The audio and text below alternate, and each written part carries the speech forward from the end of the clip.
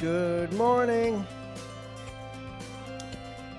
Welcome. Well, let's get into business. It is 47 degrees. It's overcast. We have some dense fog out there if you're driving through higher elevations. Welcome to Mornings with Bob Marrone on this Friday. It is the 20th of March, 2020. Once again, 47 degrees overcast. It's going to get warm today, but we'll also see some thunderstorms. We'll be back with the weather in just a little bit. First, let's take a look at the headlines. The coronavirus, Westchester County schools to provide free child care for healthcare workers and first responders. The county will also be sure to work with schools to provide free child care for healthcare workers. The coronavirus has also forced Belmont Park and the ponies to stop running. And in Rockland, their first responders will get home addresses, I'm not crazy about this, of coronavirus carriers to take safety precautions. Boy, we're getting close to Typhoid Mary, aren't we?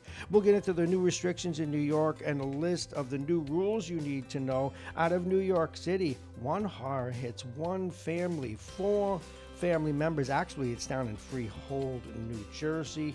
And some RX experiments are being accelerated. We have all that news plus the national news coming up.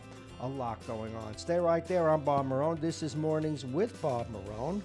And we are your train station, still at the train station. In fact, last night at one point, it was just me and the guard. That was it.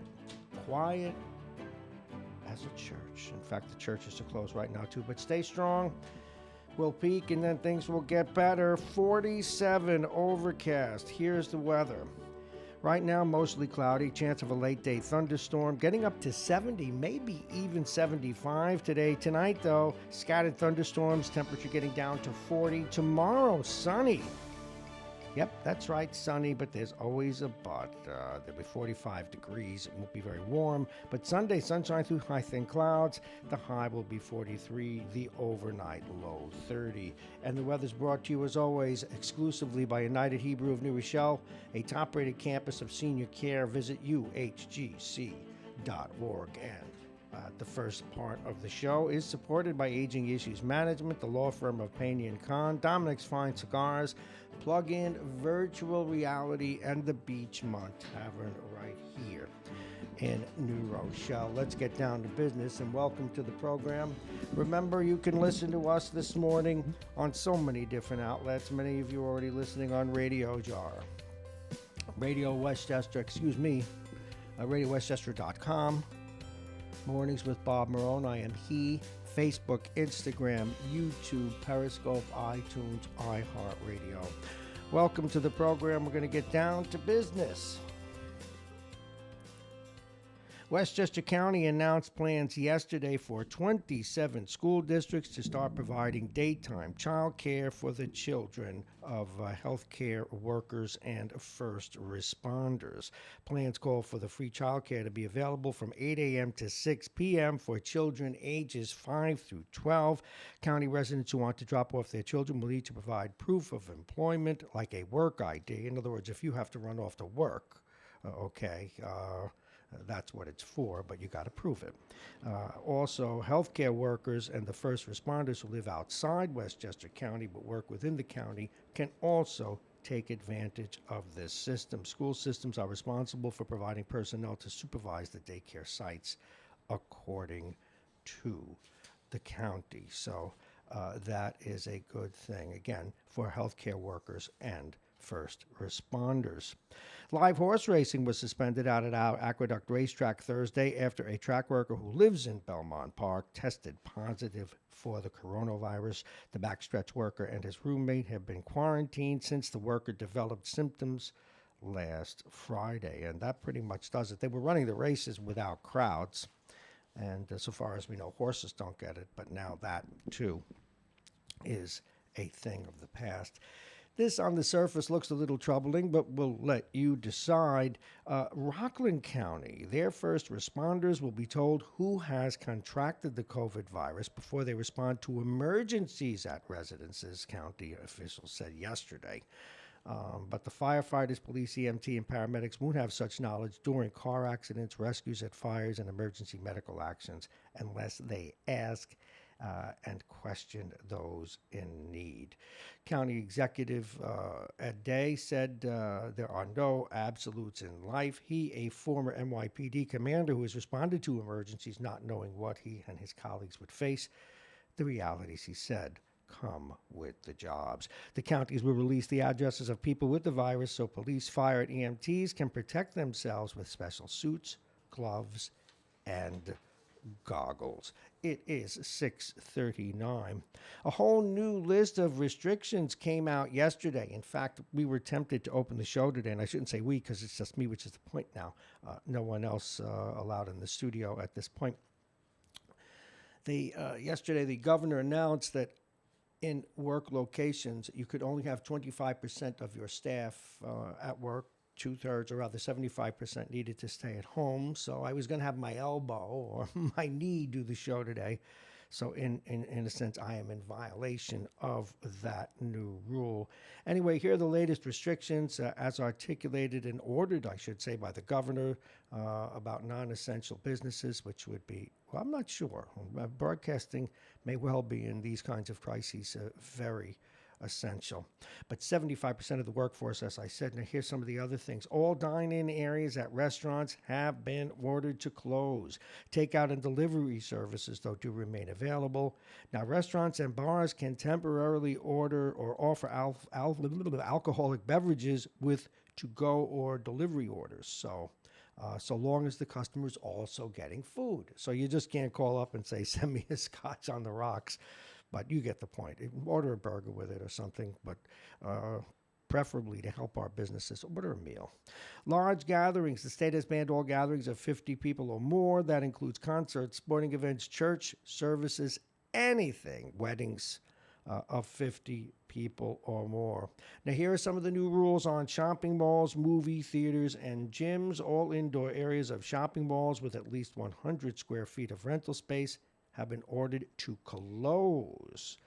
And that's effective 8 p.m. last night. If a store in a mall has a dedicated outdoor entrance, it can remain open. All gyms, movie theaters, and casinos are closed. All places of public amusement have been ordered to close effective 8 p.m. Thursday. This includes locations with amusement rides, carnivals, amusement parks, water parks, aquariums, zoos. Oh, I like the zoos and the aquariums. Arcades, fairs, children's play centers, fun plexes, theme parks, bowling alleys. And that makes sense. Everybody's going to be touching oh, God. Everybody's going to be touching the balls. Family and children's attractions. The closure order does not apply to public parks and open recreation areas. The state has waived all fees at public parks while the order remains in effect. And by the way, one Westchester neurosurgeon has already contracted the virus. Okay, those are the list of the new rules you need to know. Let's cover some of the other local news before we move on to regional and national news. A New Rochelle woman is on life support this morning after a 25-year-old son choked her until she was unconscious. Police responded to an emergency call from a 2nd Street home, that's this over in the West End, around 1:30 p.m. and found Daniel Flores Artiega there and his badly injured mother. She was unconscious. Police believe Artiega strangled his mom until she was unconscious. She is in the hospital and she remains on life support. He was arraigned on a felony charge of second-degree attempted murder. Bail was sent at $250,000 cash or $2.5 million bond. Assistant DA Wendy Parrott, chief of the Domestic Violence Bureau, is prosecuting the case. Now, I'm going to try and get her on the phone, and I don't usually preface a story, but this one we need to think long and hard about. This out of Mount Vernon. Mayor Sean Patterson has rescinded, and I repeat, has rescinded her order shutting down hands-on businesses she believed posed a great danger or posed a danger of spreading the coronavirus. And on this very program, she said, well, you take threading or barbershop stuff, people are breathing right in your face. But the mayor, though, on Monday had announced again that more than the 100, why didn't I start that over? Don't you think? The mayor announced on Monday, this before she came on our program, that the more than 100 beauty parlors, nail salons, barbershops, spas, and massage parlors had to close by Tuesday evening. She reiterated that in the Facebook post Wednesday and on this program, but late Wednesday night she reversed herself. And this comes as a surprise. I don't know if she got lots of complaints or these are necessary things like a doctor. You decide. While it took action, she says, out of my overriding concern, while I took the action out of my overriding concern for the public health, safety, and welfare of my community, and because of my knowledge of the unique challenges posed by the extreme population density of Mount Vernon, I am rescinding my executive order to be in coordination with the actions taken by the state. So the state is the leader on this. The mayor specifically relied on language in Governor Cuomo's executive order Wednesday, she said, that prohibited municipalities from issuing their own emergency declarations. She did urge those businesses to take special precautions in addition to their regular sanitizing efforts. They can only, now here is the safety part of it, schedule customers by appointment only to maximize social distancing and set aside hours for seniors and others at risk to better protect them. Something, frankly, I'd not thought about. But if you were really going to practice social distancing, it would seem to me, now this is opinion, folks, it would seem to me that they should have remained closed. I guess the rules are the rules. In a little while, after we share another weather report with you and then get into, first we'll get into the regional news, of which there is a lot, and national news, of which there is even more. And we'll give you a couple of hints. One family in Freehold, one single family, just about everybody got it, but 4 people have already died, not all elderly with previously existing conditions, and all of California is under lockdown. And one Senator Richard Burr is under scrutiny today. It appears, and his record is being looked at, that he knew about the virus fairly early and about its severity fairly early. Anyway, it's being reported this morning that he sold some $1.5 million in stock before this happened, using his own insider information. Those are assertions and allegations. Everybody remains innocent until proven guilty, but those are just some of the news items we will be getting to. All righty, let's take another look at the weather, or for some of you just getting up, it is 6:46, and it is your first look at a rather odd weather day. It is 47 right now. It is overcast, but mostly cloudy throughout the day. Chance of a late-day thunderstorm. The temperature will be 70, maybe even 75, depends on how much sun squeaks through. And some of the thunderstorms could be heavy at times as we roll into the night. The temperature getting down to 40. Tomorrow, sunny, but an average temperature of 43 as the warmth moves away. Sunday, sunshine through high thin clouds. The high will be 43. The overnight low will be 30 degrees. And moving into Monday, if you really even, well, actually, you're off, so most of you are. Monday, early wintry mixed in clouds. The high will be 43. The overnight low will be 37. And the weather is brought to you exclusively by United Hebrew of New Rochelle, voted one of America's best rehabilitation and senior care campuses, and it's right here in New Rochelle. Visit uhgc.org.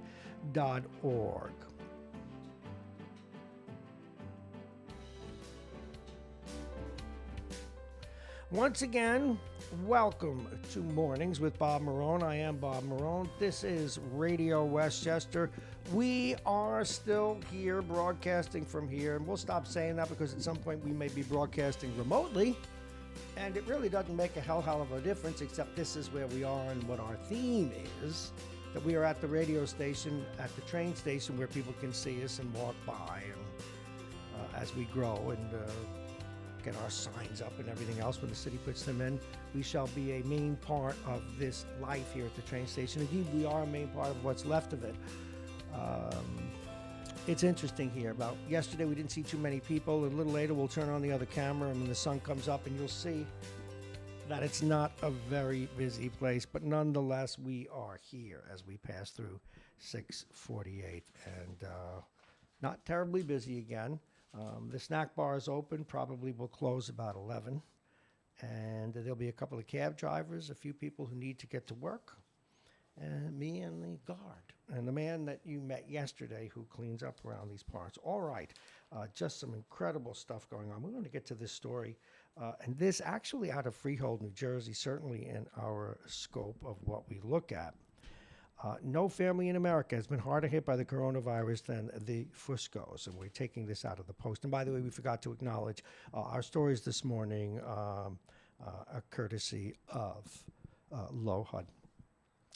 The large, close-knit clan from Freehold, New Jersey, suffered the latest in a staggering series of tragic blows yesterday when a fourth member, Vincent Fusco, died, all with 3 of his 8 surviving siblings still hospitalized. All of them still hospitalized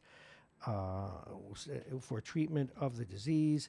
An end to the family suffering is not yet in sight. Fusco, 53, died at Central State Medical Center in Freehold. Cousin and family lawyer Roseanne Paradiso Fedora told NewJersey.com, who gave this story to other outlets. His death followed those of a sister, brother, and the family's 73-year-old matriarch, all in less than a week. Grace Fusco, the mother of 11, was sedated and never knew that her eldest children, Rita Jackson and Carmine Fusco, one 56, the other 55, died before her. And this is incredible.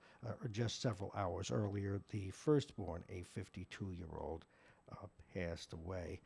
It was Wednesday, shortly before her mom died. Fusco Betlow told People magazine, "I'm sitting here with my mother's rosary, and she gave me the last time she visited me and praying, saying, God help me.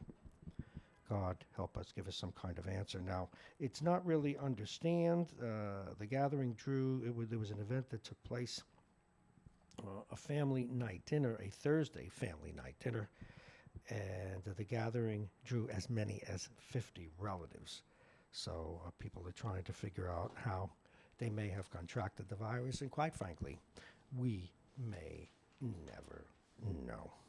Some good news, at least as being reported. President Trump announced Thursday that he's fast-tracking the testing and possible use of existing drugs in the fight against the coronavirus. He said, and I quote, "Nothing will stand in our way as we pursue any avenue to find what best works against this horrible virus." And he specifically highlighted a drug called chloroquine, an anti-malarial drug, and remdesivir, an antiviral developed to treat Ebola. And he went on to say the clinical trials are already underway for many new therapies, and we're working on scaling these to allow many more Americans to access different drugs. But that doesn't say whether or not a definitive vaccine is ready, although we reported yesterday that an international cooperative is working on that. As far as money goes, Senate Republicans unveiled a massive stimulus bill Thursday that includes large payments to millions of Americans in the hope of blunting the effects of the economic dive. The approximate $1 trillion package would give a $1.2 million tax to individuals, or rebate rather, who earn $75,000 or less. The rebate gradually decreases for higher incomes and individuals earning more than $99,000. Lower income people, those who had no federal income tax liability, would receive less as will, but would still get $600 if their income was at least $2,500.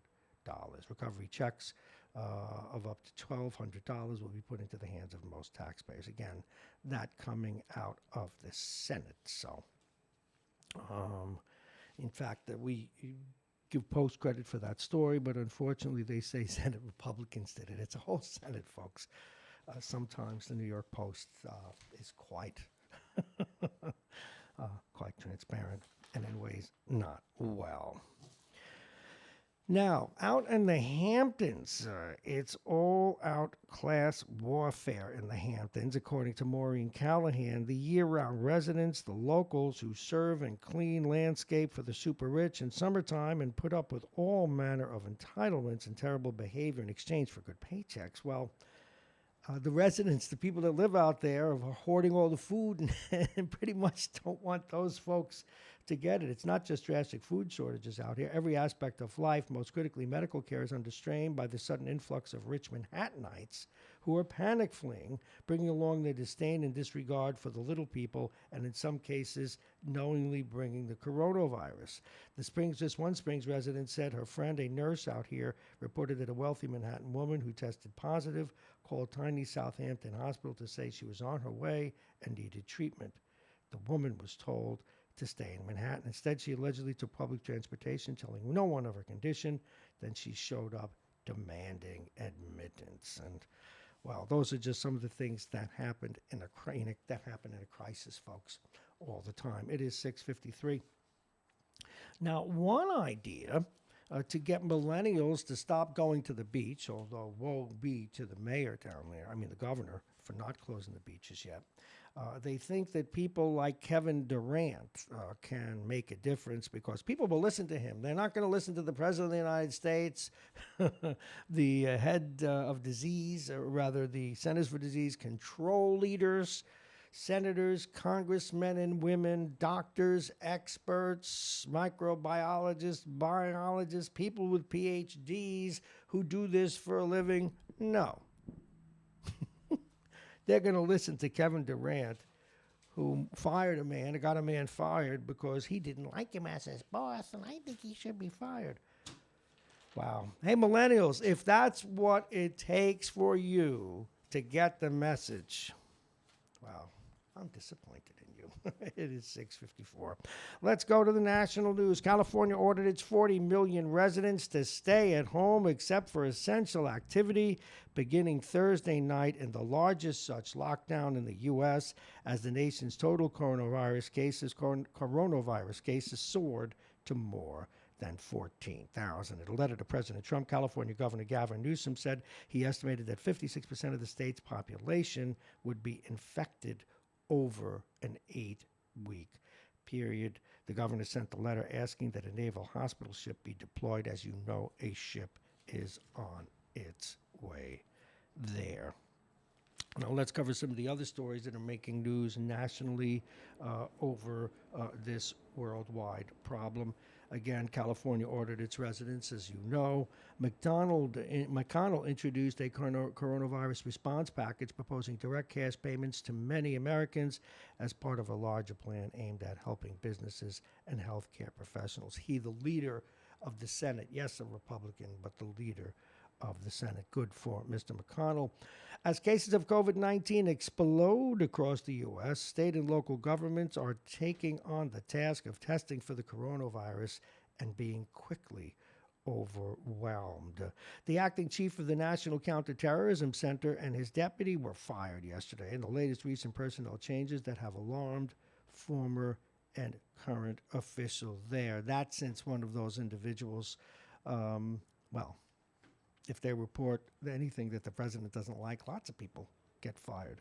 Trump's reelection campaign is shifting strategy amid the coronavirus crisis as the economy falters, undermining what was the president's greatest asset, and they're going to be looking at his efforts on other areas, but as well as the economy. Certainly, without any bias here, the president, this is no doing of the president. And so the economy, or where it was prior to this, seems to be still, in all fairness, a bragging point.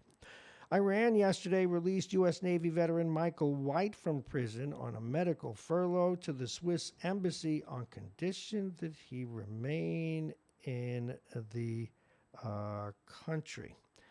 Wow, just imagine that. They're going to let him go. That is wonderful. Now, testing is still being impaired. Feeling sick a week ago, feeling sick a week ago, one Rachel Willingham went to the doctor who gave her an order for the new coronavirus test and sent her to a mobile clinic. When she arrived at 9:45 that day, half dozen officers were blocking the entrance. The point being that not everything is efficient as it is here, and it really is. If you go over here in New Rochelle, if you need to be tested, and you go to Glen Island Park, the process is efficient, it is quick, it is as professional as anything you will ever or will have ever experienced. So, but nonetheless, around the country, there are places to be tested that are not handling it well. But fortunately, here in New York, we don't have that problem one of the problems we do not have as we come up now on 7 o'clock. An interesting note came from the Wall Street Journal today. They're saying our printing plants and delivery services are taking extra precautions in light of the virus, frequently cleaning equipment and facilities using split shifts, etc. They're saying that we have to be very careful that what we reduce, and we do take these steps to reduce human contact with the newspaper before it is delivered. And they are telling people, of course, a digital version of the day's print edition can also be viewed at www.ws/.com ITP.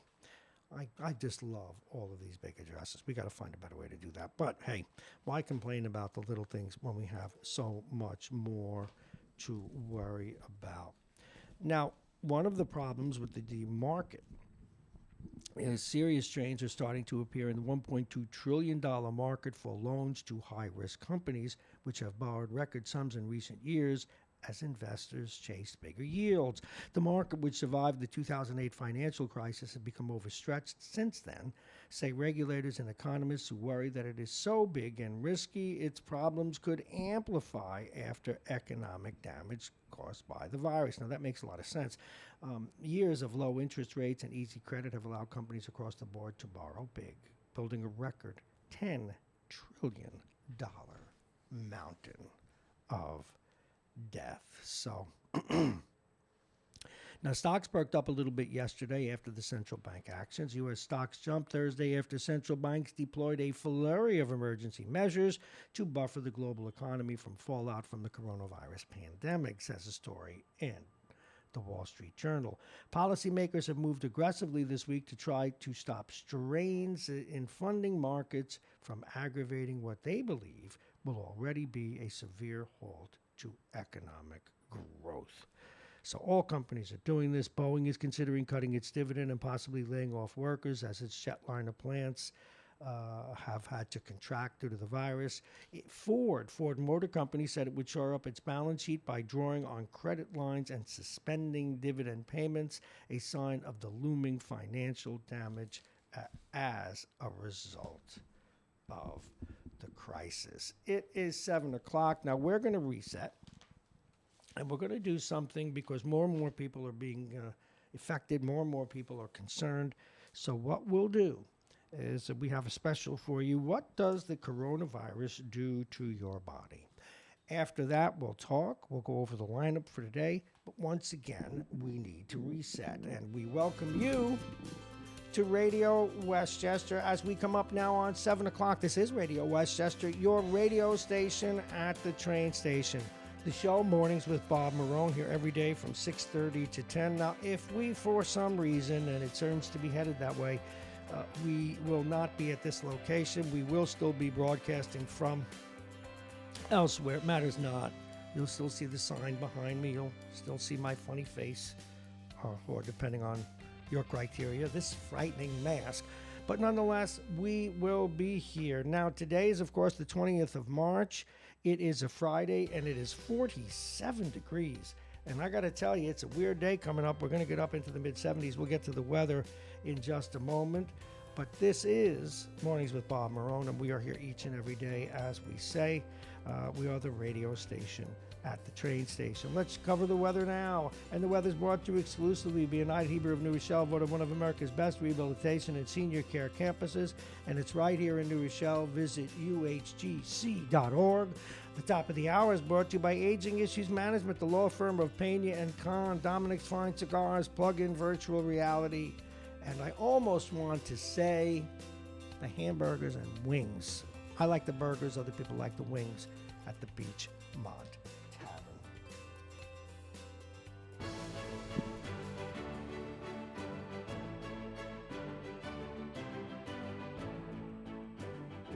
Nothing like hot coffee in the morning. 47 right now. If you're just joining us, be prepared for an odd day. It's mostly cloudy. We've even got some dense fog in the higher elevations, so do be careful driving if you are out and about today.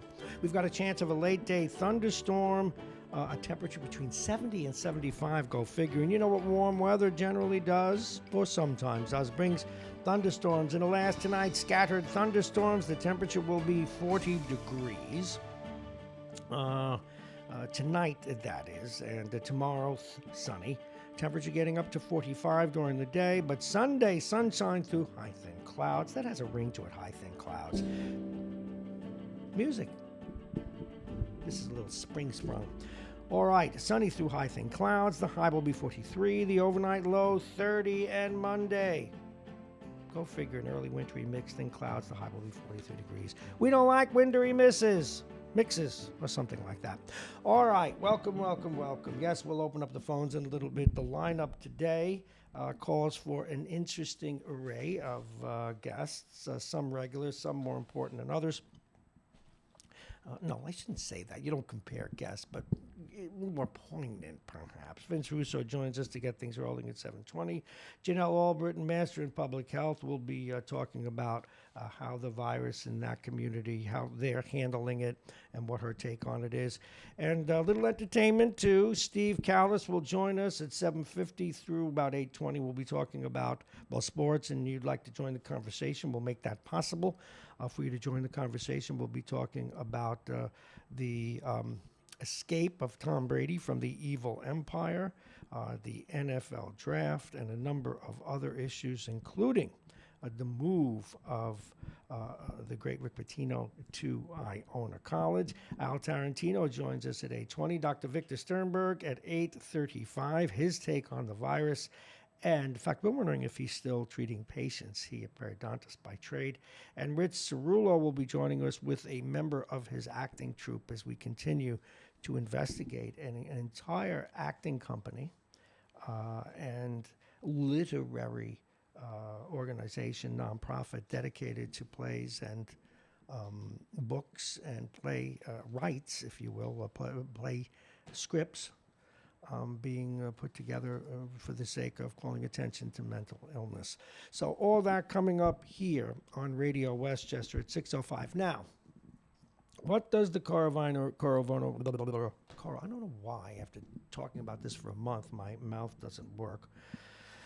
But what does the coronavirus do to your body? Everything to know about the infection process. And we got this out of USA Today during our research and the World Health Organization. Well, okay, infection.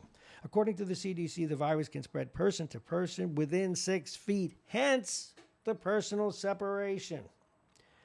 And it's done through respiratory breathing droplets produced when an infected person coughs or sneezes. It also is possible for the virus to remain on a surface or object, be transferred by touch, and enter the body through the mouth, nose, or eyes. And you never think about it, the eyes, but it makes total sense. You have all these little membranes in there. And when the virus enters the body, it begins to attack. Here's how. It can take 2 to 14 days for a person to develop symptoms after initial exposure to the virus. The average is about 5 days. Now, once inside the body, it begins infecting the epithelial cells in the lining of the lung. There's a protein on the receptors of the virus that attaches to the host cell's receptors and penetrates the cell. Inside the host cell, the virus begins to replicate until it kills the cell. Now, remember, viruses outside a cell really are not alive. They are a piece that makes or that comes alive within a cell. That's where it gets its nutrients, etc. And then it takes over the cell. And this first takes place in the upper respiratory tract, which includes the nose, larynx, and the bronchi. Those are the tubes, if you will, leading into the lungs and within them. The first takes place in the upper respiratory tract, again, which includes the nose, mouth, larynx, and bronchi. The patient begins to experience mild version of symptoms: dry cough, shortness of breath, fever and headache, and muscle pain and tiredness, general malaise. It feels, they say, like the flu. So flu-like symptoms. That's why it's hard to tell from the flu without a test. Now, you may have, and some people have reported this, and they say, I must not have it because I have these symptoms. Symptoms such as nausea and diarrhea, however relatively uncommon, also, excuse me, I don't have the virus. All right, go ahead, keep doing it. Thank you. They're out there working their butts off now with masks. They're spraying everywhere. Symptoms become more severe once the infection starts making its way to the lower respiratory tract. The World Health Organization reported about 80%, okay, 80% have a mild to moderate disease from infection. So, again, most of you who get it, if indeed you do or come in contact with it, are not going to get terribly ill. And that's good news. A case of mild COVID. Now, what's that like? It includes a fever, a cough, more severe than the seasonal flu, but does not require hospitalization. Those milder cases are because the body's immune response is able to contain the virus in the upper respiratory tract. Younger patients have a more vigorous immune response compared to older patients. It's 708, by the way. Now, the 13, and here we get into the heavy lifting, the 13.8% of severe cases, and then we get till further down the ladder, up the ladder, depending on how you view this, 6.1% critical cases are due to the virus trekking down the windpipe and entering the lower respiratory tract, where it seems to prefer growing. And says Dr. Hirsch, who worked on this story, the lungs are the major target. As the virus continues to replicate and journeys further down the windpipe into the lung, it can cause more respiratory problems like bronchitis and pneumonia. Pneumonia is characterized by shortness of breath combined with a cough and affects tiny air sacs in the lungs called alveoli. The alveoli are where oxygen and carbon dioxide are exchanged. When pneumonia occurs, the thin layer of alveoli cells is damaged by the virus. The body reacts by sending immune cells to the lungs. That's why some people, they'll cough up a lot of sputum, sometimes a little blood with it as well. And when pneumonia occurs, again, you get a body reaction to send immune cells to the lung to fight it off.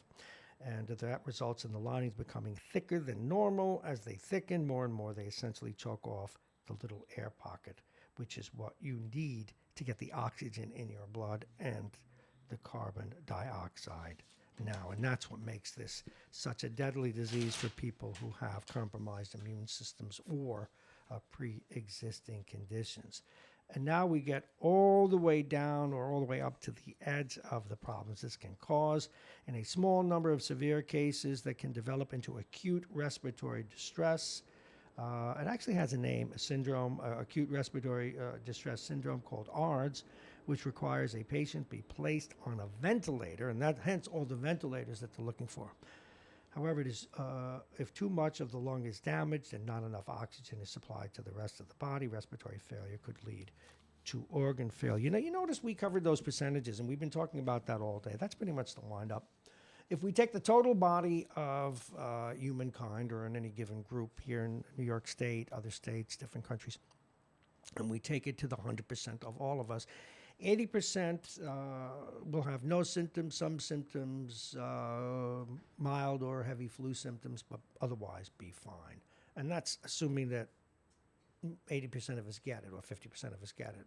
The others won't even know they didn't have it if they don't get tested. It's the other 20% where things get dicey, because some will develop pneumonia and severe respiratory, some subset of about 6%. So you've got 80, no problem. Another 14% will have some problems, but otherwise be okay. And another 6% will get in real trouble. They will have acute respiratory distress. And if the pneumonia is bad enough, they will die. Now, this whole effort, this whole exercise of keeping people apart, of keeping people from work, of scrubbing down the products, as our cleaner did in our front door just a little while ago, that is because as the numbers of people within that 100% grow, so too will that upper 20% and that subset, the 6%, or in that case, the 20% of the 20%. It is for them mostly that all this needs to be done, because as the numbers of people in the total population who get the virus grow, it is a statistical certainty that X numbers will develop acute respiratory distress. And as the projections show, in every case, wherever this has happened, that the number of cases is likely to exceed, perhaps, given on a given country, state, or locale. The given number of cases is likely to exceed the available hospital beds or other kinds of equipment needed to deal with the virus. So just to give you a sense, because 80% of the people are running around, my God, what will I do? Most of us are not going to have a problem. And even within that 20% that will, most will get sick and get better. But again, that other 6%, it could be in dire straits and some will die. So that is where we are. That's why the president is looking, again, he's talking about all different, they're going to look at all older drugs, turning over every stone. But for the most part, that's thought not to be beneficial, but as the president says, it's worth trying. Also, there is a cooperative ongoing between the various countries on Earth that are sharing information, trying to expedite the development of a vaccine. And as for the rest of us, we're not going to be working for a while. The economy is going to do what the economy will do. But here's where, and again, some people will get on the president, and this is not my intent with this. He's not an articulate guy, and sometimes he's saying something from his gut, but you got to listen through his information and sometimes disinformation to the heart of the guy. What he's saying is there's probably no country on earth better when it gets focused at fixing a problem than us. And we've got great scientists, great businesses, great individuals, creative individuals. And when they put their mind to a problem, whether it's putting a man on the moon, building an atomic bomb, which we did do, or any number of things, Facebookish, if you will, we're pretty good. So stay strong, be vigilant, do what they ask to do. And it's all about, reminds me of the way I coach hockey. Well, when I was coaching serious hockey, which is you minimize or fly a plane. How do we minimize the statistical risks? In hockey, it's keeping the numbers of people on a certain side of the puck defensively equal to the number that have it or that have possession. It's all about numbers and that decrease and minimize statistical risk. In flying, everything they do is about decreasing risk. And that's what we're doing now as a public. We have to decrease the the percentage of statistical certainty that will get sick. It is that simple and that complicated. You're listening to Radio Westchester. It is 7:15. We just went over how the virus affects the human body. But once again, try and keep it in perspective, please.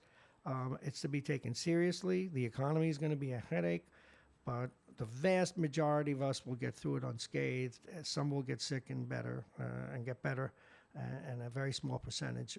But in the larger numbers of people, a very large number of people, unless we can keep that larger number low, are going to get very ill and maybe even move on. So let's go to the telephone. It could be Vince. It could be a caller. Good morning. They hung up already. What, did I hit the wrong button? All righty. So they're not there. We took you on. You should call back. If you are Vince, call back. Wake up. If you're a caller, it's 914 999-4006, 914-999-4006. And please feel free to join the conversation. Now, what happens is a lot of people, they call and then they complain. But no one's complained. Ah, there they are.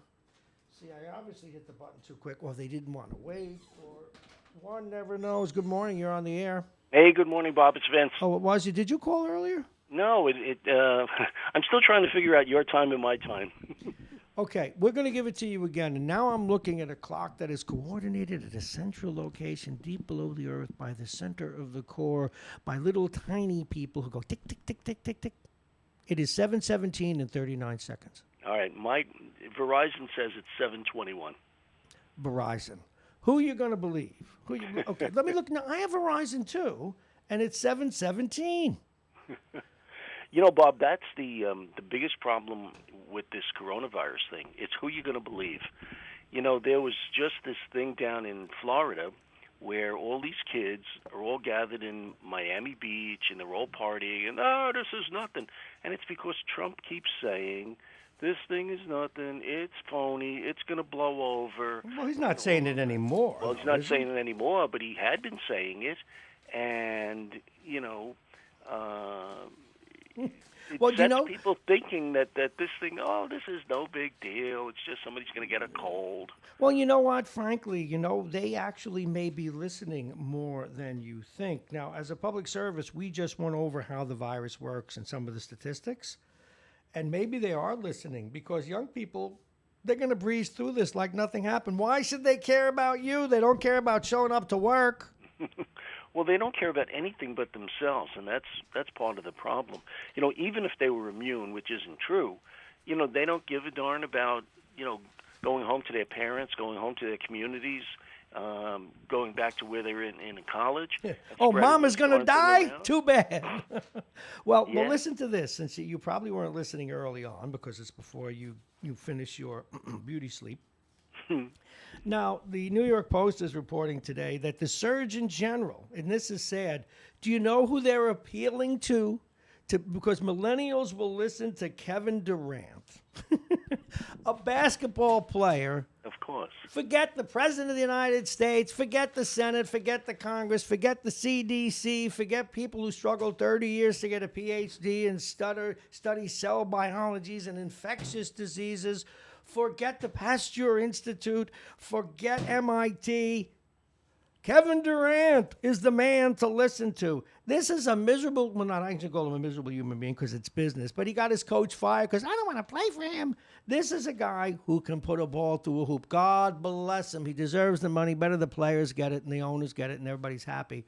But why should you listen to someone who could bounce a ball? Well, I'm not surprised that they're not putting the Kardashians on there and getting their advice. Do you want me to take this microphone and hang myself in public view?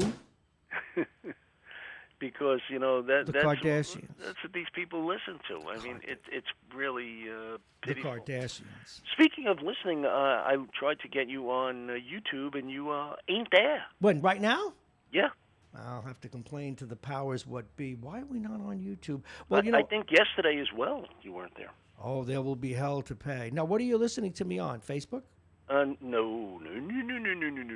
RadioWestchester.com. Oh, well, of course, but that is the main thing. In fact, someone said, now I can't, but I'm going to put a big sign out front. That's where people should go, Radio Westchester.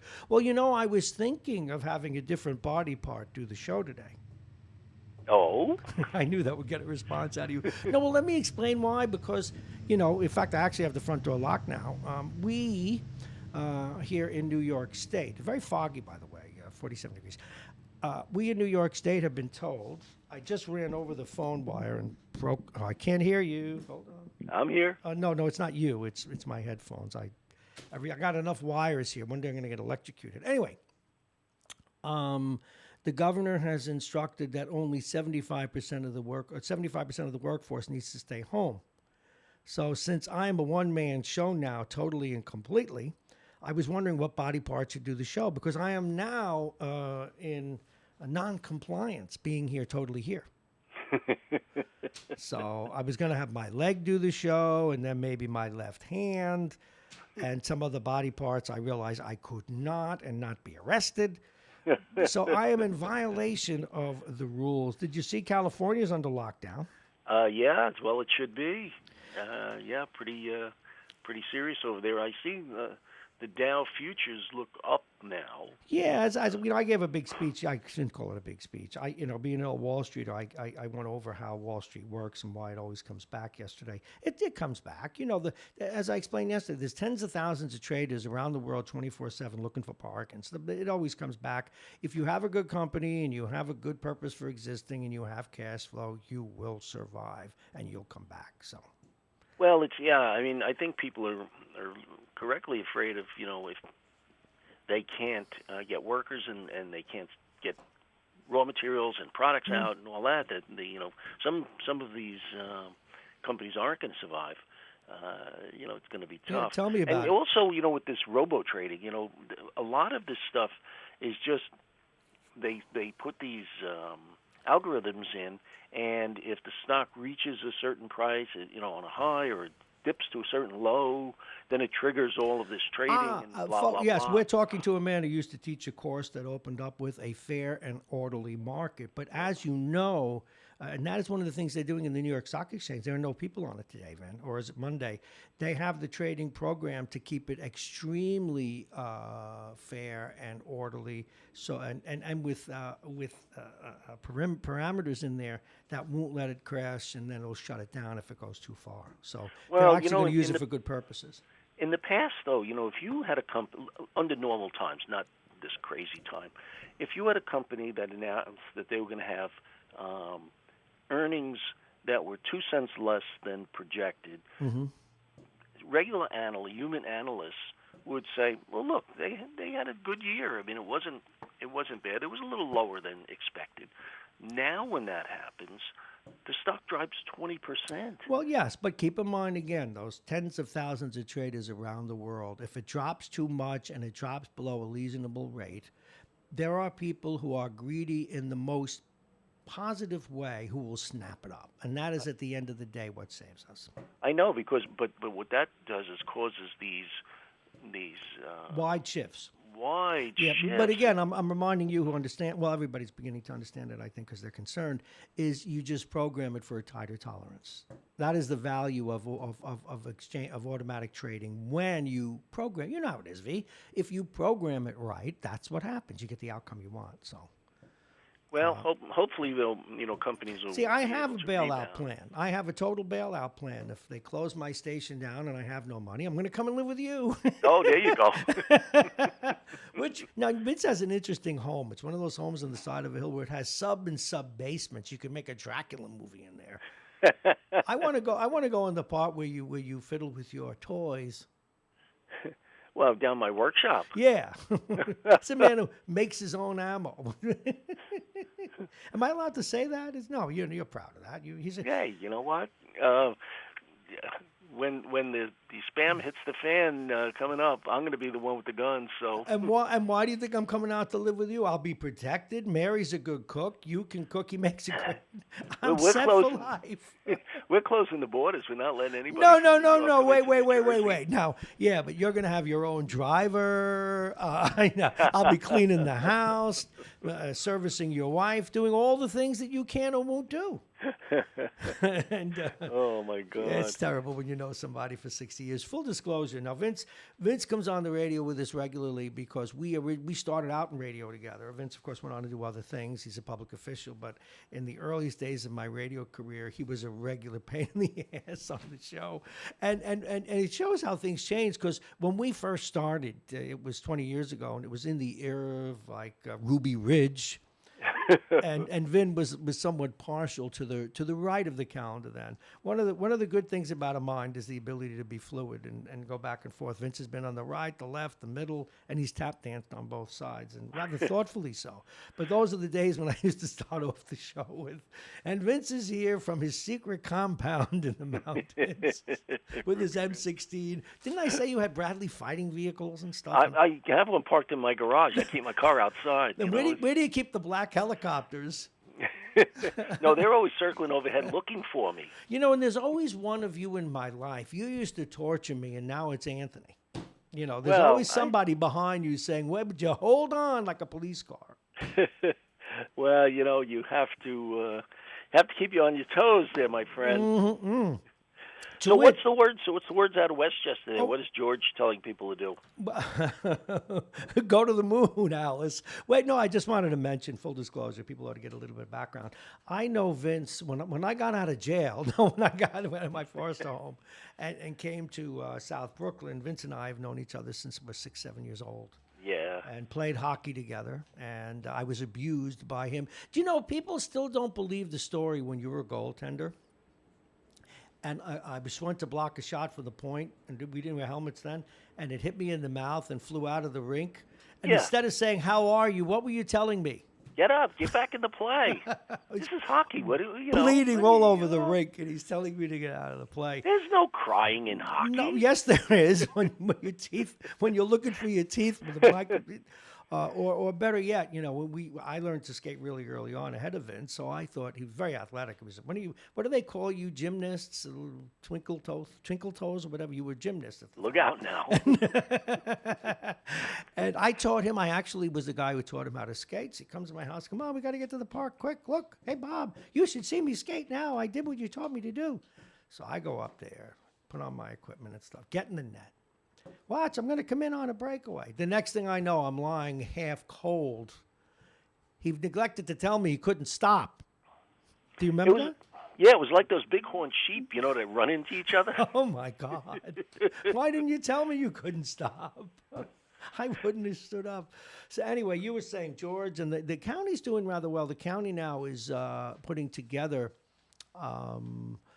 daycare for first responders and nurses and such. And eventually, I think it's going to be for if you have a kid, you have to work and you usually use childcare. The county's going to author some sort of a childcare process. We're doing pretty well up here, all things considered. It's the benefit of having paid the price of being on the bleeding edge. Yeah. Because we're a little ahead of it than everyone else. But it Well- is quiet. Last night, it was just me, because, I do a second shift, come back, do paperwork and stuff, Yep. and plan the next day. And it was just me and the guard in the booth Yeah, I believe it. in the whole station. And what was interesting is the snack bar closes at 11 now. It is not getting made $10 yesterday. And so I before I left, I said, "Do you want me to go pick you something up?" I mean, it's just me and her and a couple of rats.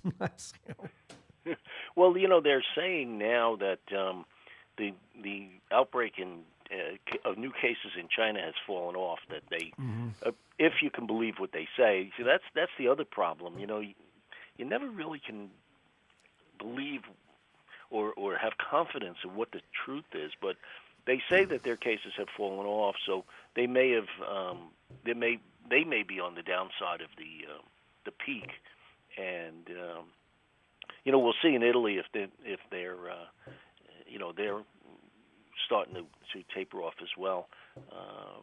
But bias is a funny thing. Now, Italy's in worse shape than China was, and I go in an Italian restaurant tomorrow. It doesn't bother me.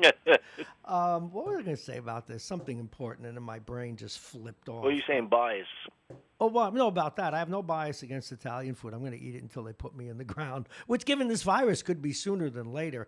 By the way, is it foggy out there in Ruby Very Ridge? much so. Yeah, very much. Yeah, we've been warning people that in the higher elevations it is. Well, it's because the temperature is going to be 20 degrees higher than it was yesterday. Yeah, the armature sprocket is it's causing interference, which impedes the flow in the dynaflow. Yeah, people have been listening to my shows for years and probably sick and tired of hearing honeymooners references, but I cannot and will not stop as we pass through 7:30. How are things in? Did you see the case y'all have in Jersey down in Freehold? Where the guy didn't want to. No. One entire quarantine? family is on the way out the door. 4. They had a dinner last Thursday. A nice, big Italian family had a nice dinner somewhere, and 4 have already bitten the dust. And, I know. And a couple of them weren't that old or didn't have they were in their mid-50s. That the family was a little on the bulky side, but I don't think that should have mattered too much. God bless them. I don't understand it, and I don't think scientists do either. I mean, they don't really know how this stuff is reacting. Well, you could have a genetic predisposition, though, to problems such as that. Yeah, you could. There was. I thought the case you were referring to was this guy who just refused to self-quarantine, and they had to have the police surround his house. I would have just got guys in hazmat suits, break the door down, arrest this knucklehead, and throw him in a cell someplace. I hate to go here, but I have to, in the interests of honest radio. I'm driving over in the West End last night, and as it has been, I think, since time immemorial, Italian neighborhoods still do this, where a lot of guys congregate in front of a coffee shop or congregate in front of, like in The Sopranos, they all sit down, or just like in teenagers, you'll see 10, 20, 30 all on a corner. Yeah. Well, last night in the West End of New Rochelle, which is a largely Latino area, and a wonderful area, by the way. I mean, I hang my hat there, and I have no complaints. But I'm making a point because it's true, and for no other. There are a couple of delis there that are known to have 10, 15, 20 young men. When I say young, between the ages of 15 and 50. Mm-hmm. And last night there were 2 or 3 groups just as congregated as if they were I'm like a press scrum, not close together. Yeah. And the question is, and I have to be frank, and my right-wing friends would be right if they said, will the cops disperse them, or will they be worried that they will be called racist if they do? Well, I think the cops will be worried that they're going to get the virus. Well, I didn't even think about that. But, and that for the sake of these folks themselves. Now, again, I prefaced it, and some people won't hear it. Italian neighborhoods, which is the one that used to be, we used to do the same things. In fact, if you go on 18th Avenue in Brooklyn now, they probably need to be dispersed in front of the coffee shops. Because you know what, you have a lot of, we see them here in New Rochelle. A lot of the older Italians still like to do that. You know, they watch The Sopranos for too long. Well, they do like to do that, but mostly it's these millennials. They don't give a darn about nothing but themselves. They don't give a darn about nothing. No, I guess not. Yeah, but anyway, you know, doing honest radio is tough. I'm telling, it really is. Let me tell you, you got to worry about everything you say and do, and heaven forbid you report the truth, but it twists somebody's so-and-so. I almost said the word. Cojones. No, I just, you know what I love? All those things over the years. Who put a bug up your butt? Where the hell did that come from? I can't even imagine what that would be like, although some might enjoy it. You know, how'd your knickers get in a twist? That guy's got his balls in an uproar. I don't know. Where does that come from? Like some of those things that have derivations you don't really understand. You know, the expression, don't get your nose out of joint? Yeah. You know where that comes from? What? Probably not. In the days before power tools, everything was hand tools, right? Mm-hmm. And there was incredible craftsmanship done with hand tools. And a hand saw, the sharpening process to a hand saw is to first flatten all of the teeth on the saw so that they're all the same height. Mm-hmm. That's called jointing. And the front of the blade of the saw is called the nose, and that's used a lot because that starts the cut. And when the nose, if those teeth at the front of the saw aren't in line with all the other teeth, it causes problems. You don't get a clean cut, et cetera, et cetera. And they say your nose is out of joint. Oh, I get it. Can I use another honeymooner phrase with you? Good God. I was going to say that. Good gosh. Have you ever seen Chris Rock's talking about how when his wife comes home from work? No. He has this thing about, and this is him now, not Bob Marrone saying this, but I will think what I will think. He says, you know, a lot of times when women come home from work, they're different than us. We want to watch the ball game. But they got to tell you about everything they did all day. You know, I work with this girl, and she is a B, and she did this. Could you believe it? He says, I've already practiced, and let me tell you how I handle it. You don't say, go on. You don't say. It's one of those things. And you don't say, Vince, go on. You know, Chris Rock is my favorite. He says so. That's great. It used to be, the old guy with the gray hair. But anyway, I got to go. There are lots of old guys with gray hair, including me. Vince, thank you very much. All right, Bob. We will catch up next week. I'll talk to you a little later, too. Vince Russo, everybody. Janelle Albritton's been trying to get through. I'm looking at a picture of Kevin Durant. By the way, my favorite basketball player, but one thing has nothing to do. Yeah, the Surgeon General wants Kevin to tell you. That's great stuff. All righty. It is 7:36. And we know that, let's see what they do is they text me. See, because one of our lines is out, we didn't fix it. All righty. We're fast-tracking all kinds of experiments, okay? They cut out so many papers, so many news stories, so little time. We do have to give a quick update on the weather, and we'll do that rather quickly, and we'll get to Janelle Albritton, who no doubt is trying to call in. And the weather's brought to you exclusively by United Hebrew of New Rochelle, voted one of America's best senior care facilities, and it's right here in New Rochelle. It is 47 degrees. It's going to get up now. It's a kind of cloudy out there, the dense fog, so if you're in the higher elevations, please be careful. We will have thunderstorms later today because we're going to get up to between 70 and 75. And as we move into tomorrow, things will be pretty calm. No rain, but 45 degrees, mixture of sun and clouds. On into Friday, or rather on into Saturday, Once again, a little chilly. Temperatures in the mid 40s, getting down to 30 at night. By the way, tonight it's going to get chilly too, so you have heard it here. It is 7:37. We're going to talk with Janelle Albritton in just one moment. And the bottom of the hour is supported by pluginvirtualreality.com, Dominic's Fine Cigars, the law firm of Payne & Con, and Aging Issues Management. And please join me in welcoming this young woman. She is the publisher of the Westchester County Post, and also known as the WestchesterCountyPost.com. She's a videographer, a jazz singer, but also works in the sphere of public health. She's a master in public health. Please welcome Janelle Albritton. Good morning, Janelle. I've been called a lot of things, but not a woman. Oh, my goodness. Are you on the road? Are you infecting the planet? This is my other. I'm glad you called. Haven't heard from Janelle yet, so I'm glad you called. What's going on? Well, I just wanted to, pay homage to Vince. He's gone to confession and done his penance this morning, blaming Trump for the kids on the beach. Oh, I didn't hear that part. Well, yeah, good. And play Trump for something. But I stopped him. I said, Trump has changed his note. Yeah, it was just his knee-jerk reaction. He just woke up or whatever. But yes, what else? What else do you want to pay homage to? Bob, let's be honest, Bob. Those kids on the beach are Bernie supporters. Mm-hmm.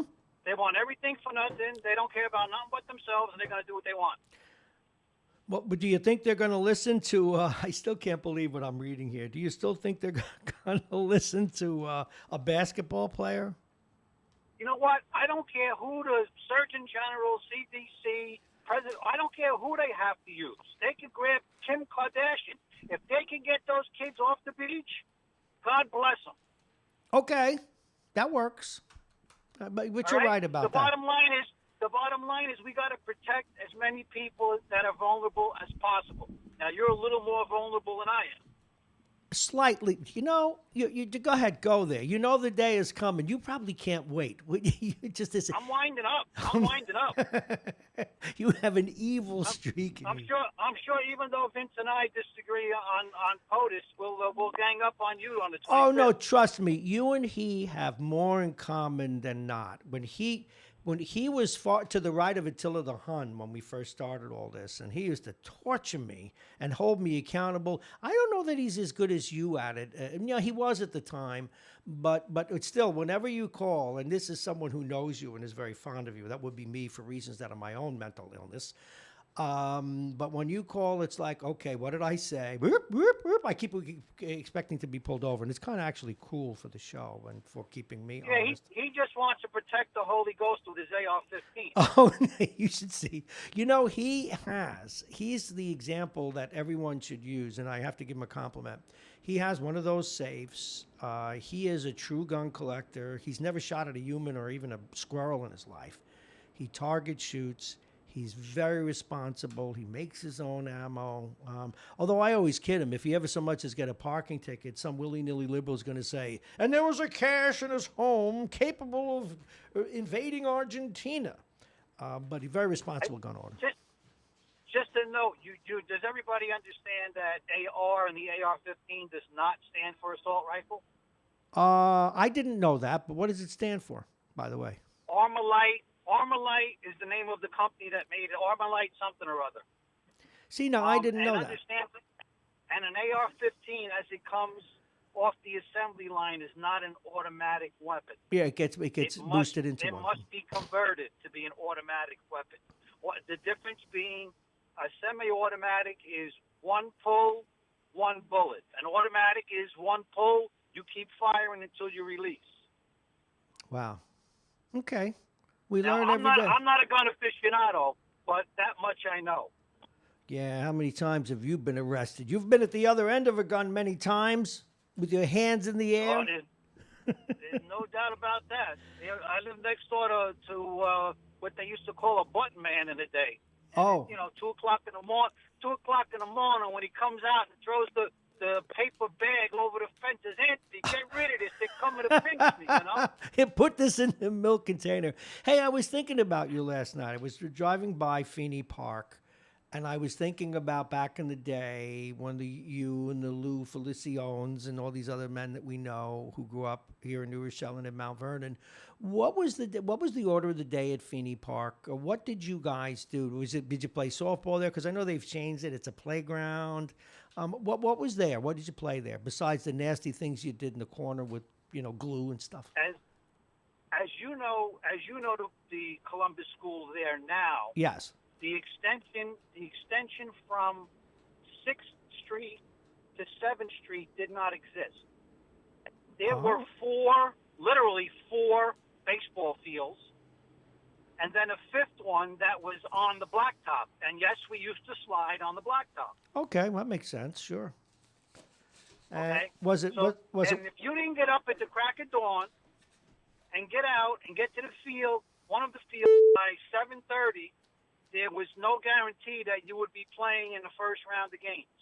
Oh yeah. You probably wouldn't play until after lunch. Yeah, the parade grounds were like that. Basketball courts were like that. Now they're always empty. Hey, Anthony, the that beep means I got to get to my next guest. But thank you very much. And You got it, brother. Please do me a favor. Travel safe. It's very foggy. All right. Take care, Yeah. Anthony. Everybody, one of our favorite callers who likes to dump on me when he can, because that's how we roll.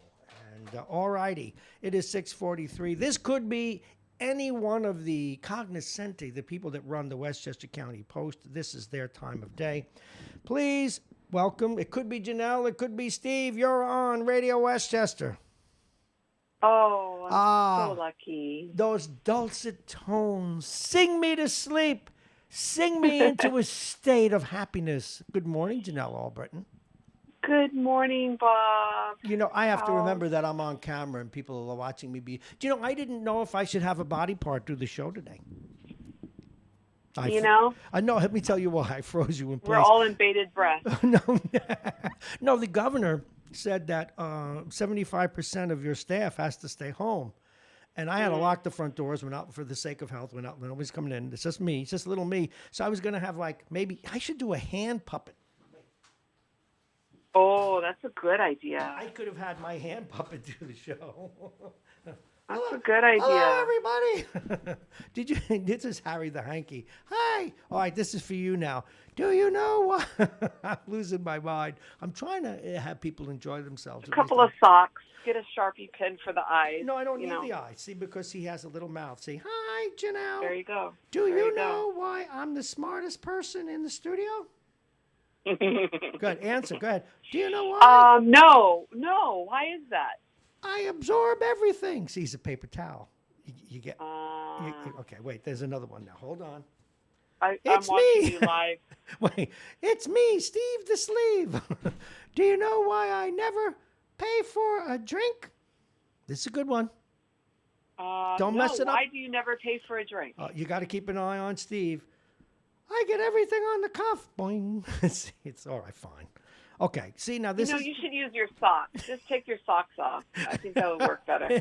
Well, no, because then you can have a whole conversation here. Look, Steve the Sleeve. That works. This is my favorite. My favorite pun. You've heard it, haven't you? Where does Santa Claus keep his money? Come on. In his... You see, you have a whole family. Okay, in a snowbank. Right. Okay. Right. Janelle, don't leave yet, please. I'm sorry.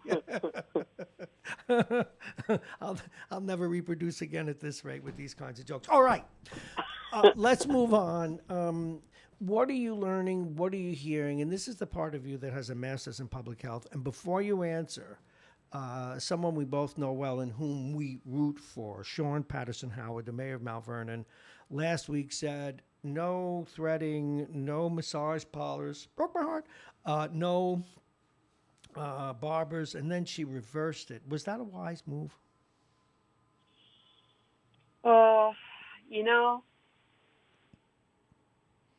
Until we get more test kits, and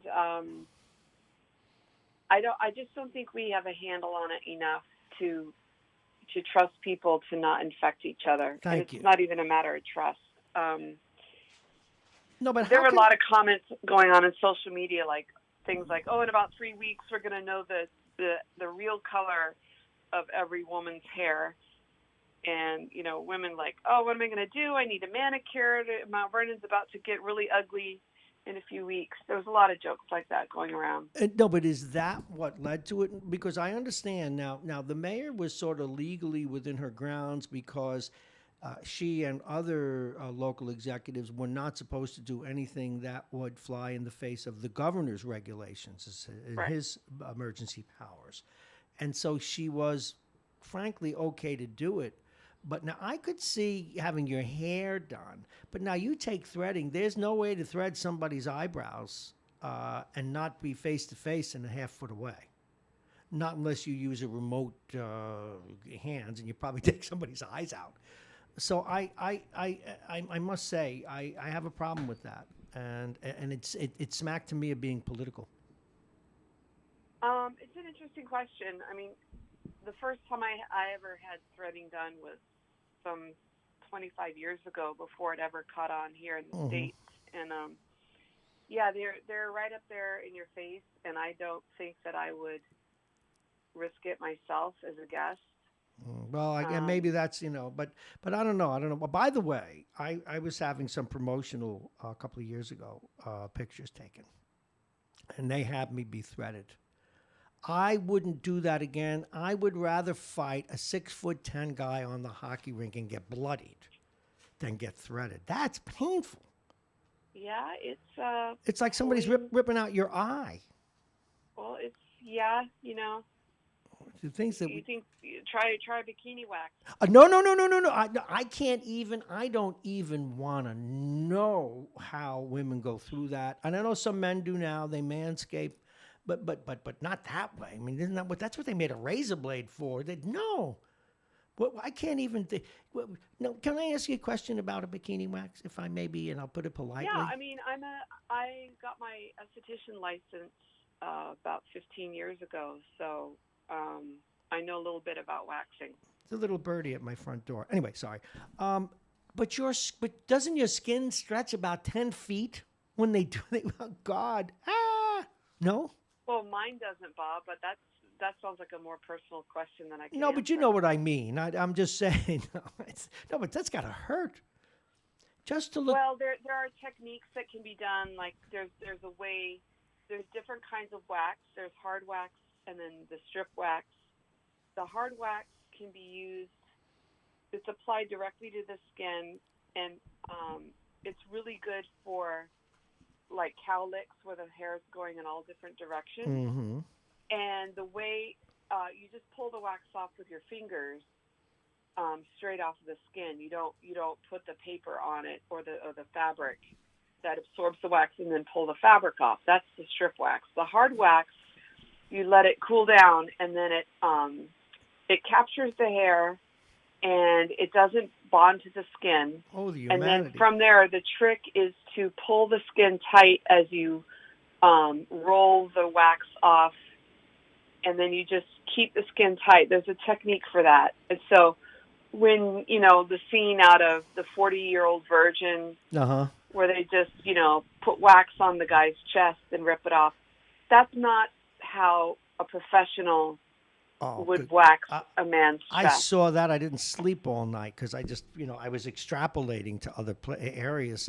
No, that's not how a professional does it. What don't you do? What don't you do? Now, if you can do that, and you could be a beautician, and you can be, what do you call a person that does waxing and all that? You're a videographer? Esthetician. A who?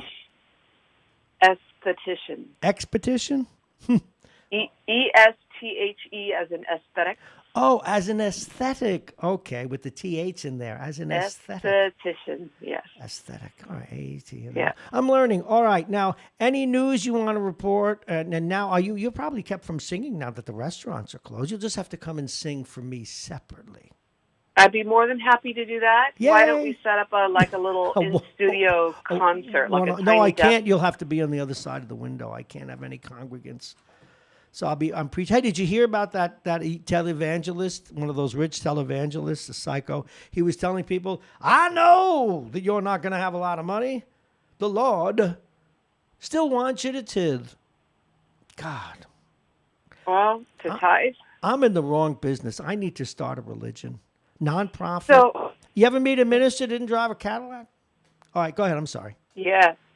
So you're not allowed to have anyone in that room? Well, that's what pretty much we've all agreed to, because we're pretty close to probably even closing me down. But no, we have to no 6 foot contact. So, I mean, That's easy. It's not that small a room. No, have I made an exception? We made one exception with the guy that actually cleans this place because he's a sort of a hero of ours. But no, we could have somebody in here for a short period of time, yeah. But with continued exposure in a closed space is not a good idea.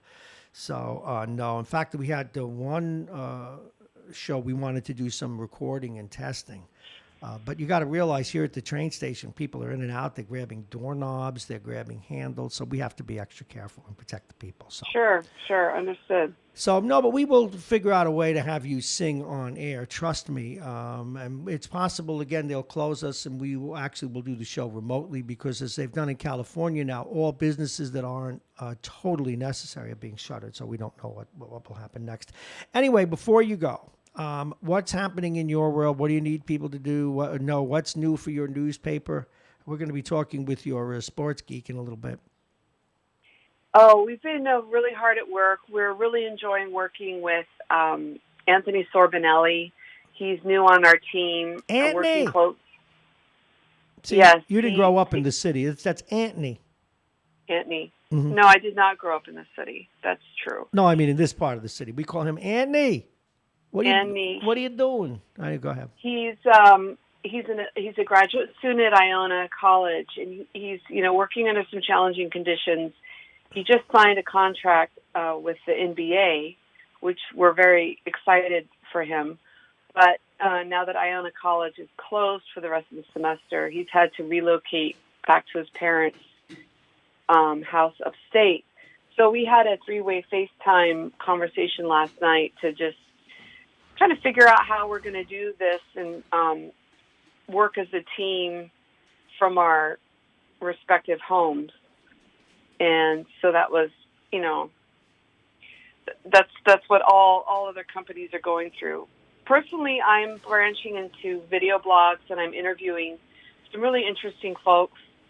I just finished uploading the last of 3 parts of an interview with a woman named Wendy Dean. She's a physician down in Washington, D.C., talking about moral injury of medical professionals, which is basically... what do you mean by moral? What's a moral injury? Moral injury is the damage done to someone who is forced to go against deeply held moral beliefs. So, for example, the term originated with the military because the military folks are sometimes required to do, things that are not normally done in society. That's an interesting dynamic because if you join the military, so long as you're doing lawful orders, you're obligated to follow orders. That's interesting. That's correct. That's a moral paradox, my friend. It is, and so, what you may not normally do it here at home, but during wartime, the rules of engagement are different, and that is why a lot of the veterans come back with severe PTSD. No, or I know, but suicidal. that's the case. No, I do know that, but and I'm saying this for purposes of discussion, not vehemence. But you know what? If you don't want to do it, don't join the military. Similarly, there are doctors that will refuse to do things because someone is LGBT, or will refuse to do things because of their religious beliefs, and they ought to get fired. Well, yes, and that is a little outside of the moral injury, but anyway, the moral injury started with the military, who do things against their deeply held moral beliefs. But the term has been migrating to be applied to medical professionals. Oh, I love this. Give us an instance. I love these kinds of discussions. These are rich is the best way to put it. Give us an example of a doctor in this kind of a moral crisis. Okay, so for example, let's say I'm the physician and my patient needs a surgery. It's non-elective. It's life-saving surgery. the patient cannot afford to pay for the procedure out of pocket. Patient does have insurance. So we go through, I submit all the necessary paperwork, the authorization from me as a physician, saying that this patient needs this surgery. And so picture this, the insurance company approves the coverage for the surgery. That's the good news. Yeah. The bad news is that the insurance company denies coverage of both the anesthesia and the post-operative pain medications. Okay, but but that's not the doctor's headache. Well, it is if I, as a doctor, want to be sure that my patient is getting the care that she needs, they've got to have the surgery. But we can't do the surgery without anesthesia. And so, But what's the dilemma? No, but what's the dilemma for the doctor? Well, you got to go ahead and do it. I know we have to get to your colleague in a minute, but these are sticky wickets. But they're more even than moral dilemmas. They're political dilemmas. They're economic dilemmas. But people ought to get. It's a whole complex. Yeah. It's the medical care system in this country is utterly broken, and it makes it very, very difficult for not only physicians and nurses, but for respiratory therapists, physical therapists, the aides in the assisted living and nursing homes. They are being crushed by a system that no longer is patient focused. It's become more focused on the bureaucracy, on the paperwork, and the paperwork has become more powerful, where the appropriate patient care is made more difficult because of the administrative side. And so, people who went into the profession into the helping profession to help people are really facing these challenges that they cannot provide the care that they needs to be provided. But you know what? Those are moral issues, but they have their roots in our political and economic system, I'm afraid. This is great stuff. How can we get... Go ahead. Therein lies the rub. What the expert Wendy Dean says, her website is called fixmoralinjury.org. Very interesting. On the website, I've got, on the Westchester County Post website, I posted part 1 of the interview. It's up and ready to go. If you just click on Wellness March 2020, you'll see part 1 that's up there, and there's some recommended links with some articles that she suggested that I share. Okay. It takes all of us working together and really working to change the system. Well, listen, you're not getting out of here without having to answer for this. Happy birthday, Janelle. Janelle just passed through her 29th birthday. She's 29 and a half. Again. Mm-hmm. And I wanted to wish you a very healthy and happy birthday and a million more. And please keep doing what you're doing. And thank you also for sharing your sports guy with us, who we get to next. Thank you so much. Thank you so much. Have a great weekend. Talk to you soon. Bye-bye. Janelle Albritton, everyone, the Westchester County Post. Now, we're going to bring on, one more time, we're going to try and use the line we haven't fixed yet. We keep trying to fix it, but we may ask him to call back on the other one. But let's see if there's any clicking in the line. It's like an old Honeymooner episode, and it's been driving us nuts. Please welcome, without further ado, the sports editor from the Westchester County Post. He's also, you hear him for those of you who live down south or stream it. And when I say down south, down in central or south New Jersey and Philadelphia area, he's on with the Philly Fanatic at that station, a podcast, journalist, broadcaster, Steve Callis. Good morning, Steve. Good morning, Bob. Great. There it is. This is driving me. Stephen, call on the line, okay? There it is. Damn it.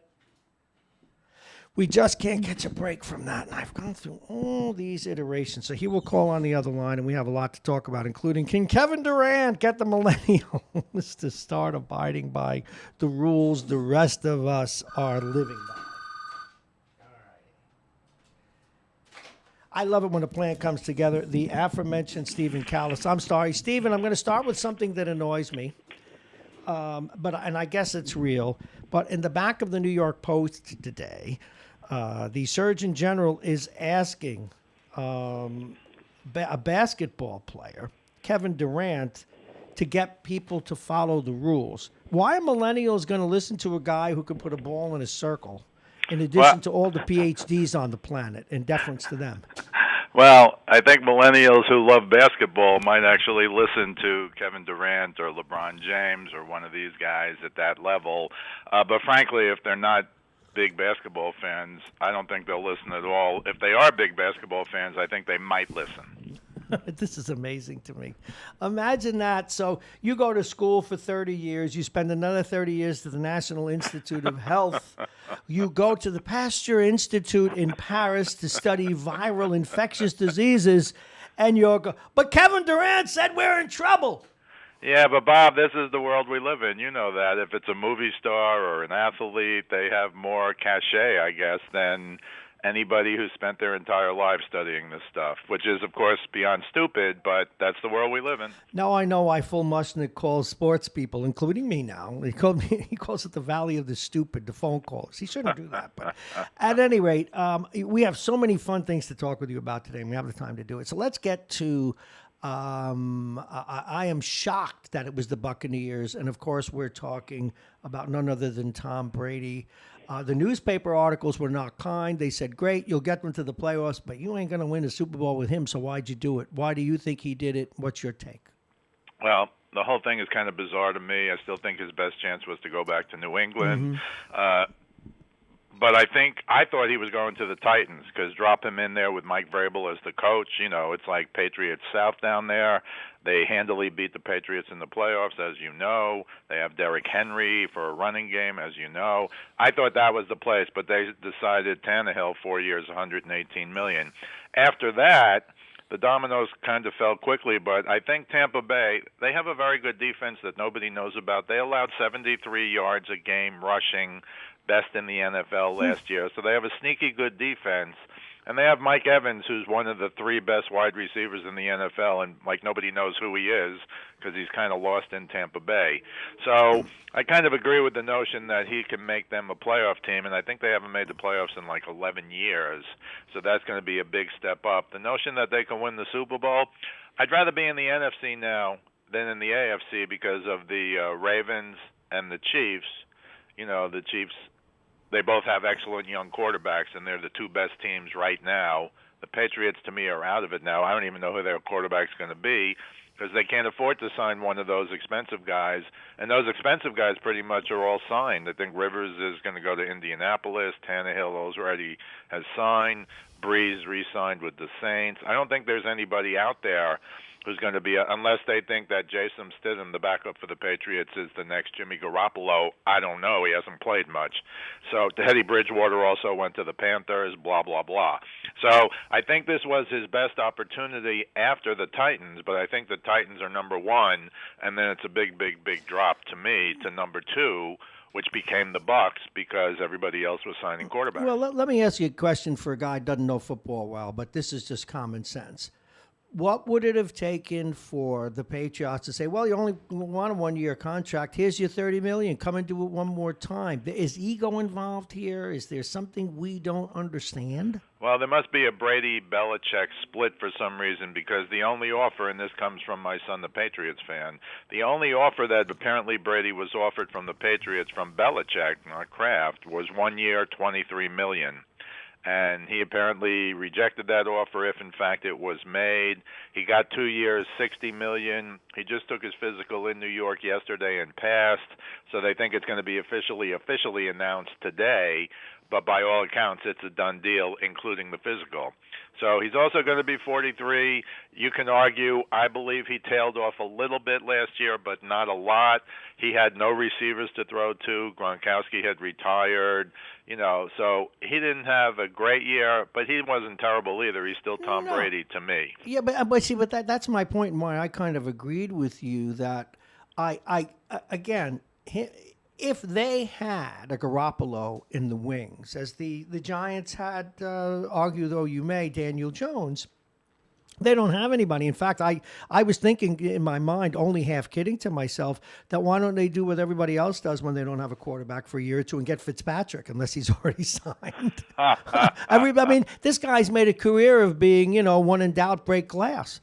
God bless him. And but to your point, if you're gonna have a throwaway year, you should, I don't get it.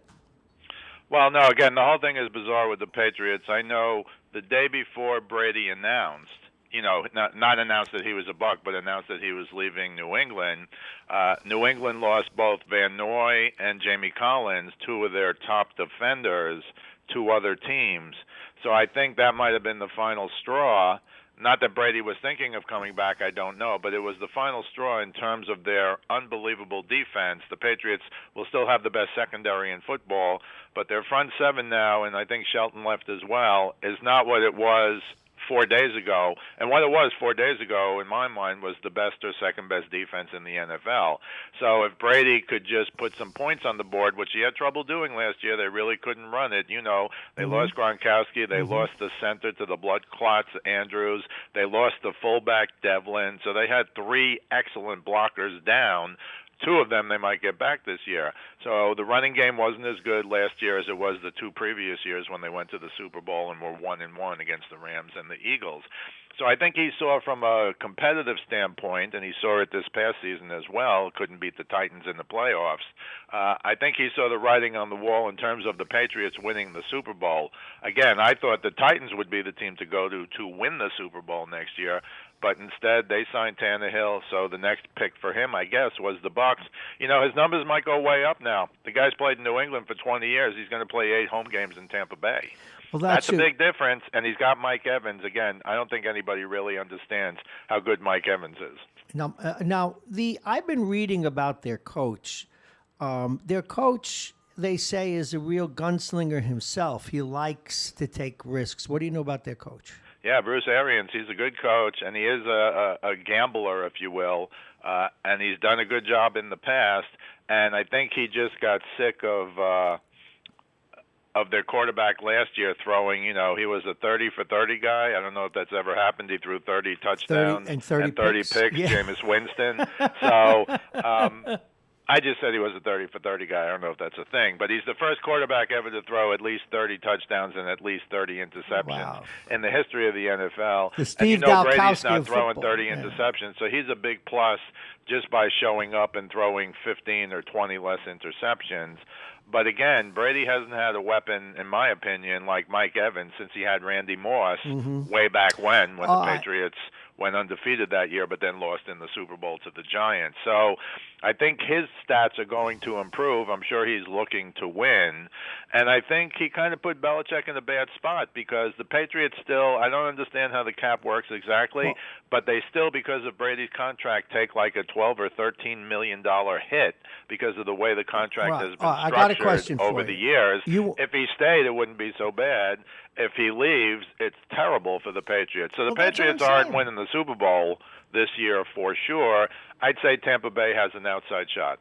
Okay, Steve Callis, our guest, a broadcaster. You hear him on the Philly Fanatic. He podcasts, he writes, and he's the sports editor for the WestchesterCountyPost.com. Does some great features. We're going to talk a little bit about Rick Pitino. He's also done a terrific feature recently about the great Roberto Clemente. What I'd like you to do, go back to football in this one instance. Forget Tom Brady's even alive for the moment. And you're the owner or the general manager, but a new one. You're not Belichick. You oversee him. What do they benefit from this? I can't for the life of me, and I'm the novice here. You got to help us. What do they benefit from this? Well, apparently the backstory isn't that the Patriots necessarily wanted to lose Tom Brady. It's that Tom Brady wanted to leave the Patriots, which is not really common knowledge, but that's what's coming out of New England after the fact. So you don't know if that's being spun by somebody or not. The theory being, had they offered him 2 years, $60 million, he still might have turned it down That story will come out later, I think, what actually happened back and forth. But originally he was only given a 1-year offer for $23 million, obviously rejected that. This is the first time he's really ever been a free agent. Again, my belief is if he was really going to do this, he should have done it 3 years ago. Of course, the next answer would be to that, well, he made 2 Super Bowls, won one, and then, they didn't make the Super Bowl last year, so it was still worth it for another Super Bowl, and they could have beaten the Eagles in that one 3 Super Bowls ago now. But I think he wanted out. He wants to prove he can do it by himself. Again, I don't know what, if any, of the conversations were with the Titans, but that was pretty much, in my opinion, his best bet. You put Brady on the Titans, to me, they're co-Super Bowl favorites with the Chiefs, I would say. But I don't think it was the Patriots didn't want him. I do think it was, from what's coming out of New England, Brady just wanted to leave and try something else. And again, I would say that's a little late. He's going to be 43 this summer. But then again, he's going to get $30 million to try something differently. I mean, who am I to say that I left cushy terrestrial radio for this, for this experiment, which so far, so good. It is 8:13. Steve Callis, our guest. Rick Pitino, were you surprised? Were you one of those people that had early information? Knocked my socks off. Did not have early information except to know that Pitino wanted back in. I can tell you when the St. John's job was open last year, he wanted that job and didn't get it. And that wouldn't have been a bad look. Where are we going to go? Rick Pitino, Hall of Fame basketball coach, right? From a basketball perspective, it's an incredible hire. St. John's, obviously, they haven't been really good for years and years. Even Chris Mullin couldn't get the job done there. But it's kind of a obviously higher level D1 basketball team than Iona. But he didn't get he sent out feelers for the St. John's job. That's all I know. He didn't get it. Mike Anderson, who did a good job down at UAB, Alabama Birmingham, he's a good coach. We'll see if he can turn it around. You know what it is, Bob. It's all about recruiting. Now, Rick Pitino shows up in New York at Iona. He's going to recruit some really good players. But, he has kind of a sordid back history to some degree. He has multiple NCAA violations. And the interesting thing to me, he got fired in Louisville for that pay for play. They supposedly paid a recruit. Of course, he knew nothing about it. Prior to that, there was the assistant who hired strippers for recruits, who supposedly maybe performed some sex acts on the recruits, and he knew nothing about that. And, I know nothing. I know nothing. Well, let me ask the problem. Go ahead. Louisville, he was fired in October of 2017. To this day, Louisville is still being investigated for those violations, and the NCAA is going to come down sometime this year with punishment for Louisville, and that could also include punishment for the coach, Rick Pitino, even though he's been in Greece for the last 2 years coaching. He did say, sorry to step on your words there, but he did say the other day in the paper that he should have gotten fired, that he deserved to be fired. I'm going to back up a little bit here. Well, hold on. If I could just jump in there. You also know he sued Louisville for the remainder of his contract and got no money. So he's saying now what he has to say, but he certainly didn't believe that when he got fired. All right. Let me. I view now. This is admittedly someone from a distance who doesn't follow college basketball closely, but I always got the feeling that Pitino was the Armstrong, the bike racer, the Armstrong of basketball. Because my gut feel about college basketball and knowing some assistant coaches in college football and basketball, they all bleep and cheat. It's a baloney business. They all recruit. They all get strippers or whatever for the. Of course, I'm generalizing. How did Rick Pitino get caught? Is the question. Well, he got caught multiple times, and somebody must have dropped a dime on him. Maybe they just didn't like him. That's just kind of the way it is. But you're right. Generally speaking, it's not who cheats; it's who cheats and gets caught. And that's the problem for Rick Pitino, frankly, multiple times. Now, again, the people that run Iona, we know them pretty well here. They weren't brought up idiots. Aren't they, or wouldn't they, it stands to reason, be worried that all of a sudden that long hook of the NCAA might come and pull him off the stage again? Yeah, there's a quote from the AD who said, we've looked into that and we don't think it's going to be a problem. I don't know what he's thinking, because this could very well be a big problem. And the other interesting issue, and you know this since you know Iona, My boss said at Janelle, we had a conversation before Anthony Sorbellini, the intern, and I did a 10-minute video that's up at WestchesterCountyPost.com on Rick Pitino from his perspective as an Iona student. And, he generally said even the female athletes who may not know his past are all in because he's going to win a lot of games. But Janelle brought up the point, Iona College, Catholic University, good rep, Christian Brothers, and I know about the Christian Brothers because I went to Powell Memorial, and they were the Christian Brothers, and the only Christian Brothers school left in the 5 boroughs is All Hallows High School. So how could they hire this guy from a, I don't want to say religious point of view, but from a do the right thing point of view, from the don't be in trouble point of view? I hope Janelle, and that's a question. I hope Janelle is still listening because I have a story for her about academic athletics, school athletics. And you remember the story, and it bears repeating, and I'll keep it simple. One of the great, and I won't use his name because it's a 50-year-old story, but it matters. One of the, the Franciscans have a great history in sports. St. Francis College, great coaches and everything. And I went to a Franciscan high school. And as a freshman, when I got cut from the team, they kept me as a practice player and the manager. And I didn't know. We had 2 or 3 black players on the team. We had one of the greats. In fact, he was better than Dean Meminger, but he played out of position. Gene Mumford, born number 24. Great ball player. And better than Meminger and the people that got drafted, Kevin Charles, that era. And he wore number 24. We had another basketball player about the same height and size, but he was like a 7th man, wore number 14. He was black as well. And my job, they told me, they called me into the office because one of the assistant coaches had said, Bob, that wasn't James' foul, that was Russ White's foul, because Russ wore 14.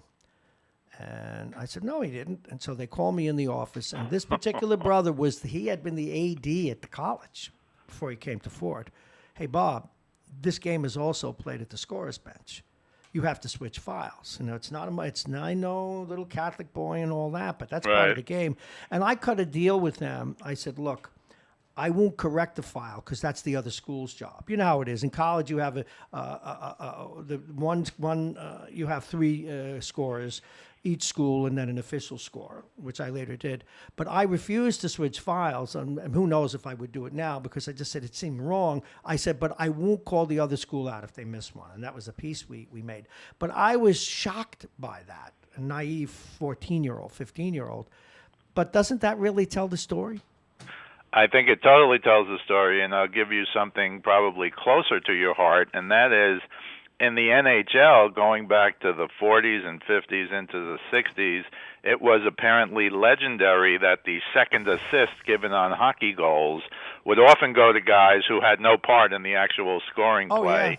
Yeah. And my memory is Gordie Howe was the beneficiary of a bunch of those in home games in Detroit. Yeah, they call that the Gordie Howe assist. Yeah. Exactly. So this has been around forever. It's kind of disappointing. But again, to me, even with that story that you just told, this is Iona College, and at least in my world, the Christian Brothers world, if you will, this is kind of unusual. Are they going to win? Absolutely. Tim Kluse did a great job. He won 4 MAC championships in a row. That's incredible. Jimmy Valvano coached there 100 years ago before he became Jimmy Valvano. Mm-hmm. And they do have a history. They were bad this past year because Kluse physically couldn't coach. He had health issues. Also, he resigned on a Friday, and they announced Pitino on a Saturday, so this was in the works. They were cooking that deal. Yeah, for a while. And Kluse is going to stay on as some kind of, part of the program somehow, and good for him. He's an excellent coach, lifelong New Yorker, lifelong basketball guy. But Pitino's Pitino, whatever we think of his personal life or his backstory on all these violations, it might come back to bite them. I don't think it's so clear Pitino's going to get off scot-free. Now, he might get 5 games. And if they give him 5 games, who cares? That's 5 non-league games at the beginning of the year. I have no idea what's going to happen, but I think he's going to get hit a little because even though he knew nothing about anything, he's the captain of the ship. I understand that. My guest, Steve Callis, we have some more minutes with him because I have what I think is an interesting question, and maybe even one for someone with his background to write a column about one of these days. Stephen, I was reading with interest about Mr. Kluse we have a guy that was on WVOX with me who used to cover Iona basketball, talked about him a little bit. Guy came, I would say, to keep it simple, out of the bushes.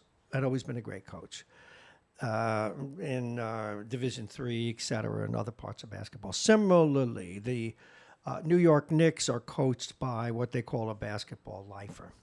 Sports like baseball and hockey have used lifers to great success. I mean, Weaver, I don't know that he ever got out a single A ball. The coach of the Columbus Blue Jackets, former Ranger coach, Tortorella, if to go any lower in hockey would be to dig a ditch than the last pro level he played. Why does basketball not have lifers like that? Or where are they, and why are these unsung heroes not written about? Why do they always need marquee names?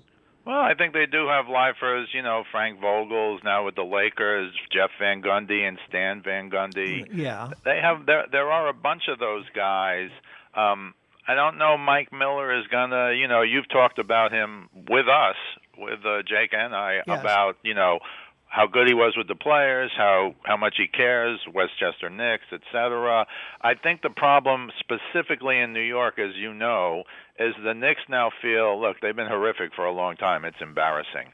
I told my son like 5 or 6 years ago I wanted to bet in Vegas, if I could, that the Knicks won't win a title for 54 years like the Rangers didn't, and in fact they'll surpass 54 years. That would be 2028, Bob. Mm-hmm. And there's no light at the end of the tunnel for the Knicks, so I think they feel they have to make a big splash. Look at the Phil Jackson disaster. Mm-hmm. The smartest thing Phil Jackson did was never coaching the Knicks, because had he coached the Knicks, his reputation would have been slaughtered, even though he has more championships than anybody else. And Red Auerbach in the old days, when he was alive, said, well, Phil Jackson, I mean, come on, he's got Shaq and Kobe, he's got Michael Jordan. Let's see him build a team. And Red Auerbach passed away, and then Phil Jackson came to New York to build a team, and you know the results. So I think the problem in New York is they probably think they have to get some big-name guy. I can't even tell you who that would be, because if you're a big-name guy, I don't think you want to come to New York, because you've seen for years how dysfunctional that team is. Let's have some fun with big-name guys who embarrass themselves in New York. What's the deal with Isaiah Thomas, and why is Dolan so smitten with him? Well, I can't answer the why he's so smitten with him, except to say he is so smitten with him. It's kind of unbelievable, including that sexual harassment, $10 million judgment where he didn't do anything. Isaiah Thomas, one of the greatest point guards who ever lived. But after that, he wrecked the CBA. He wrecked the Knicks. He's still kind of around. They put him in charge of the Liberty, I think, for a while. Yeah, he had that for a while, yeah. Not as the coach. I mean, talk about poor optics.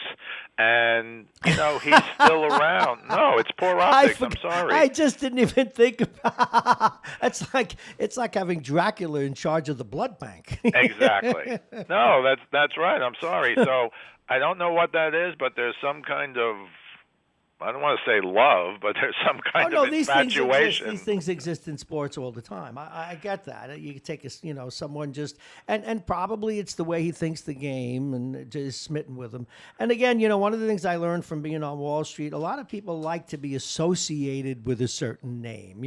In particularly, it's like you see these, like guys that grew up, and this is not to denigrate nerds, because I'm a nerd, but all of a sudden a nerd makes friends with a tough guy, and he feels that he can take some of the street cred from them. Right. Sometimes I wonder if the Dolans of the world feel more cool around an Isaiah Thomas. Oh, I think that's totally true. But even Dolan here, he went the wrong way on Charles Oakley. Whatever you think of that whole thing, he definitely screwed that up, and is kicking fans out for saying sell the team. I mean, the guy has no clue. I wish he would sell the team, because I don't think while he's there they're ever going to hire the right guys. They'll hire the big names. Maybe they'll bring Isaiah Thomas back, because he's still in the organization in some kind of vague, amorphous job. How do we get a job like that? How do I need a vague, amorphous job that pays 6 or 7 figures?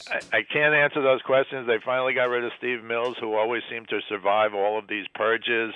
But these guys have done nothing. I don't know if this Leonard Rose, the agent, can do something for the Knicks, because the reality is, Kevin Durant said it last year, the Garden is not really the destination you want to go to. If Durant and Irving are healthy next year, the Nets are going to take over the town. And I say that as a lifelong Knicks fan, but the Knicks are like AAA team. They have some talent. They have no stars. They're not looking at any stars, and they're going to get another good draft pick depending on what they do with the season now, because they're horrific again this year. And that's, Isaiah Thomas in the mix. That's a little scary to me. Let me say something that's going to have basketball fans circling my radio station with torches. I think in that particular sport, coaching's the least important. You give me 3 superstars and 4 also-rans, and I'll give you a contender.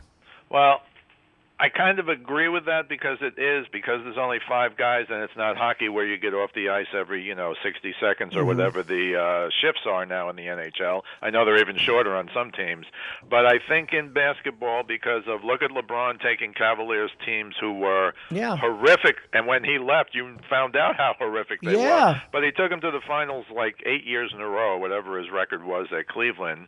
And you're right, you do need 2 superstars, maybe 3. They had the big 3 in Miami. He's got the big 2 with Anthony Davis, and they're kind of the favorites to win it all, I think. It's because one guy can so dominate, and these guys play, 38, 40 minutes. They don't play 15 minutes of hockey shifts. So still the most important guys, in hockey is the goalie, because he's playing all the time. But also in hockey, and I'm not just saying hockey, baseball, other sports, football, certainly. In hockey, if the fourth line sucks, you will lose if they can't keep players off the board. So every play, you have to have a system. You have to have depth. Correct. So, but again, there are the Popoviches of this world who clearly are basketball player whisperers. What makes Popovich so great? Well, first let me say I was really disappointed the way Popovich took over the Spurs all those years ago. He fired Bob Hill. He knew Duncan was coming, and then he became Greg Popovich. He was the GM, you'll recall. After that, he's one of the greatest coaches ever, although once again, to prove your point, what, is he a bad coach now? San Antonio's terrible. Why? Because the big 3 is gone, right? Duncan's gone, Parker's gone, Ginobili's gone. So now what are they? They're a somewhat competitive, maybe, basketball team. But Popovich has always been cool, calm, and collected. He was a disciplinarian. He wasn't a player in the league. He was a college guy before. But he's always kind of had a system. But again, I always say he kind of fired the guy when he knew they were going to get Duncan. They were accused of dumping to get Duncan. I'm sure you remember that. Absolutely. And that is another example of one player literally changing a franchise. To me, that can only happen in basketball. It can't happen, obviously, in football and now, or hockey or baseball. Let's remember this before we wrap it up. Duncan's now going to save the world. Let's hope he can. All right, before we go, where are you featuring? What are you featuring in the paper, and where will you be on the air? Well, I'm doing my podcast later today with Joe Stazak. That'll be up at WestchesterCountyPost.com either later today or tomorrow. Going to be on 97.5 The Fanatic Sunday morning at 10:10. Kind of an unusual shift. No. That's we in radio have to pay homage to the sponsors in the news. That's why that happens. I gotcha. And we'll be talking. He usually does mostly Eagles, but I'm sure we'll do Rick Pitino. That's a national story. I just shot 2 videos this week. I think Janelle mentioned the one with Anthony Sorbellini, which I recommend. It's up there now. It's the lead story at WestchesterCountyPost.com. If you go to the homepage, you will see it there. I also did a longer one with Janelle about a topic you'll find interesting, Bob, and I think you know about, this whole question of the spring baseball players, softball players, all the spring sports getting an extra year of eligibility. And really, Janelle, more than me, looked at the backstory in terms of that affecting high school seniors this year who are going to be freshmen next year. So that's going to be up in the next day or two as well. We did a pretty long thing, and it was interesting because it was a combination sports and wellness, because this is going to affect a lot of kids. And my position was, and tell me what you think, Bob, they should give it to the basketball players, men and women's as well. All those people who didn't get a chance to play in their conference championship and the NCAA March Madness tournament, I think they should get an extra year, and apparently that's under consideration. I hope that they do it. Listen, I got to run. I got another guest in the den. I love that story, and we need to talk more about it, even if it's before your next hit. Thank you very much, Steve Callis. You have a great day. Always a pleasure, Bob. The pleasure is ours. Dr. Sternberg's coming up next. We just got to get a little bit of a reset here. It is 7:32. Welcome to Radio Westchester. Let's take another look at the weather. And the weather is brought to you exclusively by United Hebrew of New Rochelle, voted one of America's best rehabilitation and senior care campuses. And it's right here in New Rochelle. Visit uhgc.org. And the weather, it's 47 degrees, going to get up to 70, maybe even 75 today. Isn't that a great thing? But we will have thunderstorms later today. Tomorrow, a little chillier. The rain tonight will give way to a mixture of sun and clouds tomorrow. Temperatures in the mid-40s. Getting down to 28 at night, though. Go figure. And then on into Saturday, another, 50 degrees, 48 during the day. And then at night, getting down to 30. And the bottom of the hour is brought to you by Aging Issues Management, the law firm of Payne Kahn, Dominic's Fine Cigars, pluginvirtualreality.com, and also United Hebrew of New Rochelle, its operated campus of senior care. Visit uhgc.com. One of our favorite guests is up. He has been doing radio in Westchester now. He's almost coming up on 10 years. His show, very well received throughout the county on several radio stations. Politics in Your Health, starring Dr. Victor Sternberg. I had the privilege of working with him for a good chunk of that time. Still very involved in radio with us. He's been teaching these days, dentistry as well. He's a periodontist by trade. So he doesn't have his own gig. That will happen again. We are certain. But he is a periodontist by trade, but what he cares about most is prevention, is doing the right thing so that you don't need your doctor as such, and also how the politics of this great nation affects your health. Please welcome, without further ado, Dr. Victor Sternberg. Did I hit the button too quickly, doctor? Please do call back. I hit the button too quickly, and that's studio ergonomics. I got to get the phone a little closer. Hit the button. I already did the intro, and right on time as we are closing in on 7:34. Dr. Victor Sternberg, good morning. Oh, Doc. Good morning, Bob. Oh, there you are. Sorry about that. I hit the wrong button. You know how it is. That's You guys all right, do Bob. that in dentistry all the time. Doctor, you sound somber this morning, and you must Yeah, be very I am. concerned. Talk to me. Well, first of all, we've closed our office last week. We were closed since last Monday.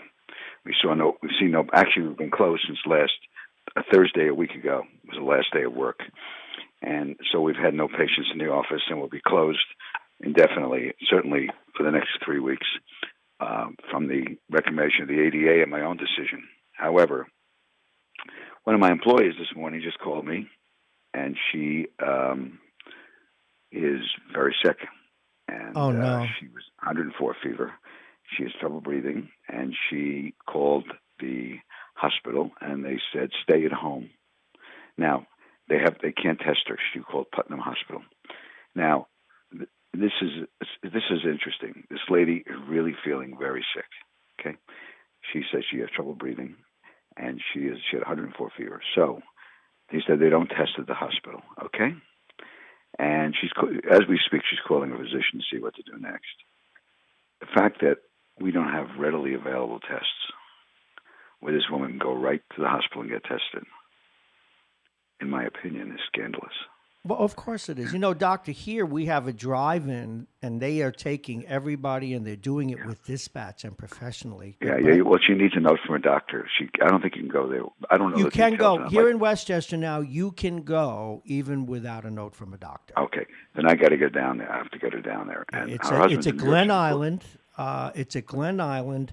You just put that in your GPS. And remember, tell her to remember, and if she's got to keep the windows closed, have her driver's license as soon as she pulls into the park, to put the driver's license on the dashboard. They will communicate with her only by loud voice, and they'll write on the windshield, and they'll put a message with a U on it, which means not that you didn't make an appointment, and they will point to a line, and the only time she has to open the window is when she pulls into the tent, and they'll lower the window, they'll swab her nose, close it up, and tell her what to do next. Okay, what's the address of Glen Island? Okay, We have exactly. Glen Island Park. It's a well-known county park. If she types that Okay. into GPS, All right. and they've been terrific. Okay, so here's the conundrum. She's now ill. She lives in Putnam County, and no, she lives in Carmel. The fact that this whole thing, as I reflect upon it, in terms of the inadequacy of our testing, as if it is somebody else's fault, and why we're not prepared, just as we're not prepared with enough masks and enough medical supplies. This is. I don't want to politicize this because this is not a failure. This is a failure of government to be ready to do all things that are necessary. Just as we were unprepared in 2001 on 9/11, and we made terrible mistakes. This has been predicted for a long time. We have lots of resources for many things. I've talked about the fact that one submarine, we have enough nuclear warheads on one sub to take out every city in China and Russia with more than 50,000 people and a good part of the world. Right. So, the fact that we don't have enough gloves and masks, the fact that we do not have testing available in the greatest economy in the whole world is extremely disturbing about our country. And I'm not casting stones because the Obama administration was no more prepared than this one was. Yes. So it's not about Donald Trump. It's really about our country. Absolutely. Doctor, is it not a result even of our system with all these competing political ideologies about money and how we spend it? We decided that this was not a priority at the end of the day. That's right. Well, you know what? I've brought up last time peripherally, and I just finished an article I'm going to hopefully get published about the outsourcing of all our most of our drugs to China. And, I told you last time, I think maybe that since 2004, we have not made a penicillin capsule in the United States. Okay. That, drugs are 90% of the ingredients of our generic drugs, which are 80% of our drugs, are made in China. That our gloves and masks come from China. A friend of mine lives in Canada, and he sells gloves, surgical gloves, and around all over North America. He's got a huge company that does this. He has customers all over America waiting. Here's what's happened. The Chinese government took his factory, took all the gloves, and used them in China. Even though he has a contract, he's not getting any gloves, okay, because he manufactured them in China. Mm-hmm. So we again, as the quote world's greatest nation, are struggling mightily because of our own unpreparedness. And my employee now is an example of that. That's all I can say. Doctor, if I may, now you yourself and the rest of your team have to be concerned. Oh, absolutely. It's a blessing that I'm home, that my office is closed. Mm-hmm. I'm not going to the office. I won't be going for at least 2 to 3 weeks. And if need be, I'll get tested. And if she's sick, I'm going to go get tested. You probably should. I will, because I have my family here. My son is home from college, and we've been basically home except to get groceries. On the other hand, this is the issue of this is also an economic issue, and I wanted to just share with your listeners. Please do, Doctor. The issue of the economics of what we've done, and there's two ways of looking at this. Okay, on one level, thus far, I think 150 as of yesterday, 150 Americans have died of this disease, and is about a little more than 1%. The bulk of those people have been elderly, nursing homes, certainly, people that were very sick. 98 point something % of the population recovers from this disease. Okay. Mm-hmm. And the problem is, we've done social distancing. We are all very careful about that. And when I go to the Chico's to get my food, there are cones in the street, 10 feet apart. And they actually give you gloves when you come in. They wash down your cart when you come out. We are really taking very good precautions as much as we can. Those people that that have a brain are doing this, and certainly companies. The problem is, Bob, that as we close down all businesses, as I go yesterday when I went to get a cup of coffee. I went to Starbucks. I had to wait only 5 people. They had no furniture, and I was 10 feet away from anybody. Next door was a pizza restaurant. And he said, with takeout only, he says, I'm getting calls from people all over the place who have no jobs. Mm-hmm. One of my nurses at work said a restaurant is unemployed. The economic effects of this are at this point, not incalculable. of And course they are. It's incredible. Oh, and by the way, doctor, as we speak, here at the train station, and there are just less than a handful of us still working here at the train station. My doors are locked, and I will have no guests in studio. They're now power washing the building with anti-infectants and such. That's why if you hear them, that's what it is.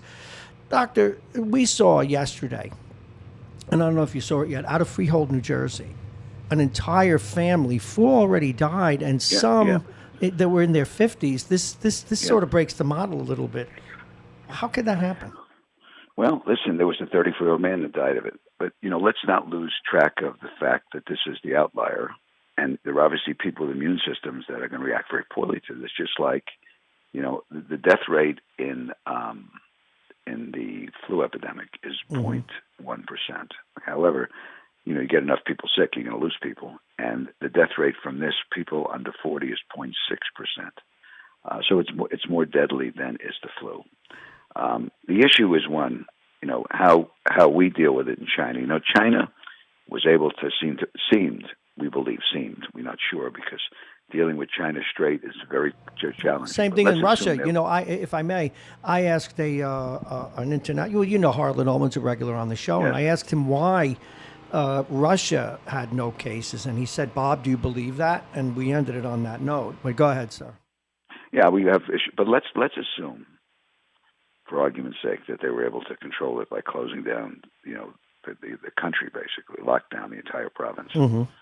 Let's assume that. Okay, that's a dictatorship. They can do whatever they want, and the economic effect in China is very different. The government has a stake in every business. This is not a totally free enterprise system. Government supports all the industries of this country. Most of our businesses here are privately owned. They're not supported by the government. So what happens in China economically is very different than here. You're not going to have social unrest of people, because they have no jobs and no money. The government will take care of them because the government owns or has one of the things competing with the Chinese. They support companies so they can undersell our products. So comparing a Chinese loss of income to ours, you cannot. Two different economic systems, two different political systems. The problem is, Bob, that at what point is the economic effects of this shutdown, if it lasts more than a few weeks, going to become more serious to our nation than the actual virus? And I don't throw that out lightly. Okay, Bob, I understand the issues. I understand the illnesses, but, and I want to be contrarian, and I understand, like in my profession, absolutely. But on the other hand, let me tell you the story of my profession, Bob. I've been out a week. This is my, I'm entering my Doctor, second week. Can I ask a question on behalf of people listening? Yes. What about someone who develops a serious abscess or one of those toothaches? No, I have to go in and see them. No, my message in my machine, and I have told my patients when they call, and I saw this lady yesterday that had a pain. I have to take care of emergencies. Period. Okay. Mm-hmm. Now there are hospitals that can do that, but the bottom line is that the American Dental Association said clearly that emergencies must be seen. A woman yesterday wanted me to remove her tooth, but the tooth was not infected. She had cut her tongue with it, and there was no reason for me to remove a tooth and put it through a surgical procedure. Mm-hmm. I have to see patients, but on the other hand, if somebody says they have a fever or have symptoms, at that point they're going to have to go to a medical institution to be treated because I don't have the hazmat suit to treat them. But yes, I'm going to be available to my patients for emergencies only, and they know that. And that's an obligation of being a professional. Okay, Doctor, my staff, unfortunately, my staff has the same problem in terms of getting exposed. Doctor, I go ahead. No, I wanted to run something by you, which this is only an intellectual exercise. And I'm not saying we ought to do this. I'm just trying to understand what the consequences would be. Something the president said, which was ignorant in some ways, but also there was probably a truth to it, which was, one day this virus will wash through us, and that'll be that, and it'll go away. Now, 80% of us are going to be fine. Another 15% of that, in other words, another up to 95% are going to get very ill but survive. And another 5%, roughly speaking, are going to die. Maybe. Now, should we, and I'm saying this as an intellectual exercise, Should we have shut down the whole economy to minimize those numbers? Okay, that's a question, Bob. That is a moral question that is influenced by economics, and I don't say economics because we have to have people make $30 million salaries as CEOs of companies. I'm talking about the fact that, let me give you my little practice, okay? Go ahead. Suppose that I can't practice indefinitely. I have rent. I have loans for equipment that I bought. I have 6 employees that depend on my income to live. They cannot live on Social Security. They can't live in their apartments on Social Security. 2 of them are single women that require my check every week to take care of their health care, number one. I pay for their health care. Number 2, they pay their rent, pay for their food. Now, if I continue out of work long enough, who's going to take care of them? Well, you will have to shut down. Checks at $1,000 a week to people. That's what I'm getting at, and some of us, and I'm not saying that that's what we should have done, but I'm sure there are people who have to think of all possibilities that have thought this through. Isn't it to some degree? Much like if you, as you have said over the years, doctor, that a doctor, once you get in his or her office, unfortunately, they have to do every test for fear of being sued. And everything's done in an abundance of caution. It just makes one think. Now, I'm not suggesting that, like this may kill my business. I don't think so because people are listening to radio, but if sponsors can't sponsor, I will shut them. That's right. It's just the way it is. Bob, this has a cascading effect. Yeah. We have to pray 2 things. We need some good luck. We need, number 1, for the social distancing and what we've done so far to rapidly diminish the incidence of the virus. This must happen. If this continues to rise at this exponential rate that is paralleling very carefully Italy, and this doesn't level off, we have an existential problem, both more from an economics to the long-term economics. But just think about what would happen to the American economy if the American people don't have any money for the next couple of months. Is the government going to start printing dollars and just handing them out to everybody? It doesn't have the money. Yeah, and even if they do, then we have to worry about hyperinflation. I mean, so the other side of it is, so we have to pray that this becomes self-limiting by what we've done so far, that we've done enough to slow it down. Okay. And then we have to pray that this doesn't become endemic, that it stays around forever. But the good news is that medical research is going crazy, and there's already been in the pipeline, you might have talked about it. Teva, which is a pharmaceutical industry, is shipping out 6 million tablets of quinolone, which is a drug used for the president malaria. mentioned that last night. Yes, the quinolone in a study in France was used with patients who alone. It was used with patients who were very sick, and a large percentage of them, something like 60 to 70%, the virus disappeared. Okay.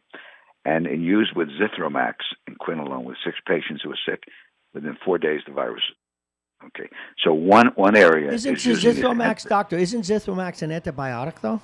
Yes, they combined it with this quinolone, which is an anti-malarial drug. We don't know why it would work, but it did. And so that's number 1. Number 2, they're drawing the blood of people who have been cured and looking to somehow synthesize or use their antibodies. And there's another doctor who's trying to synthesize antibodies that have been used, not just used from the blood, but synthesize them chemically.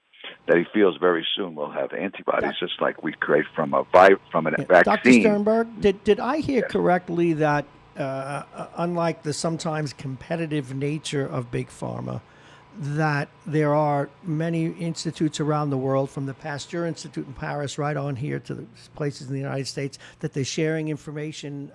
This is no longer about who's going to get. This is no longer about who's going to profit.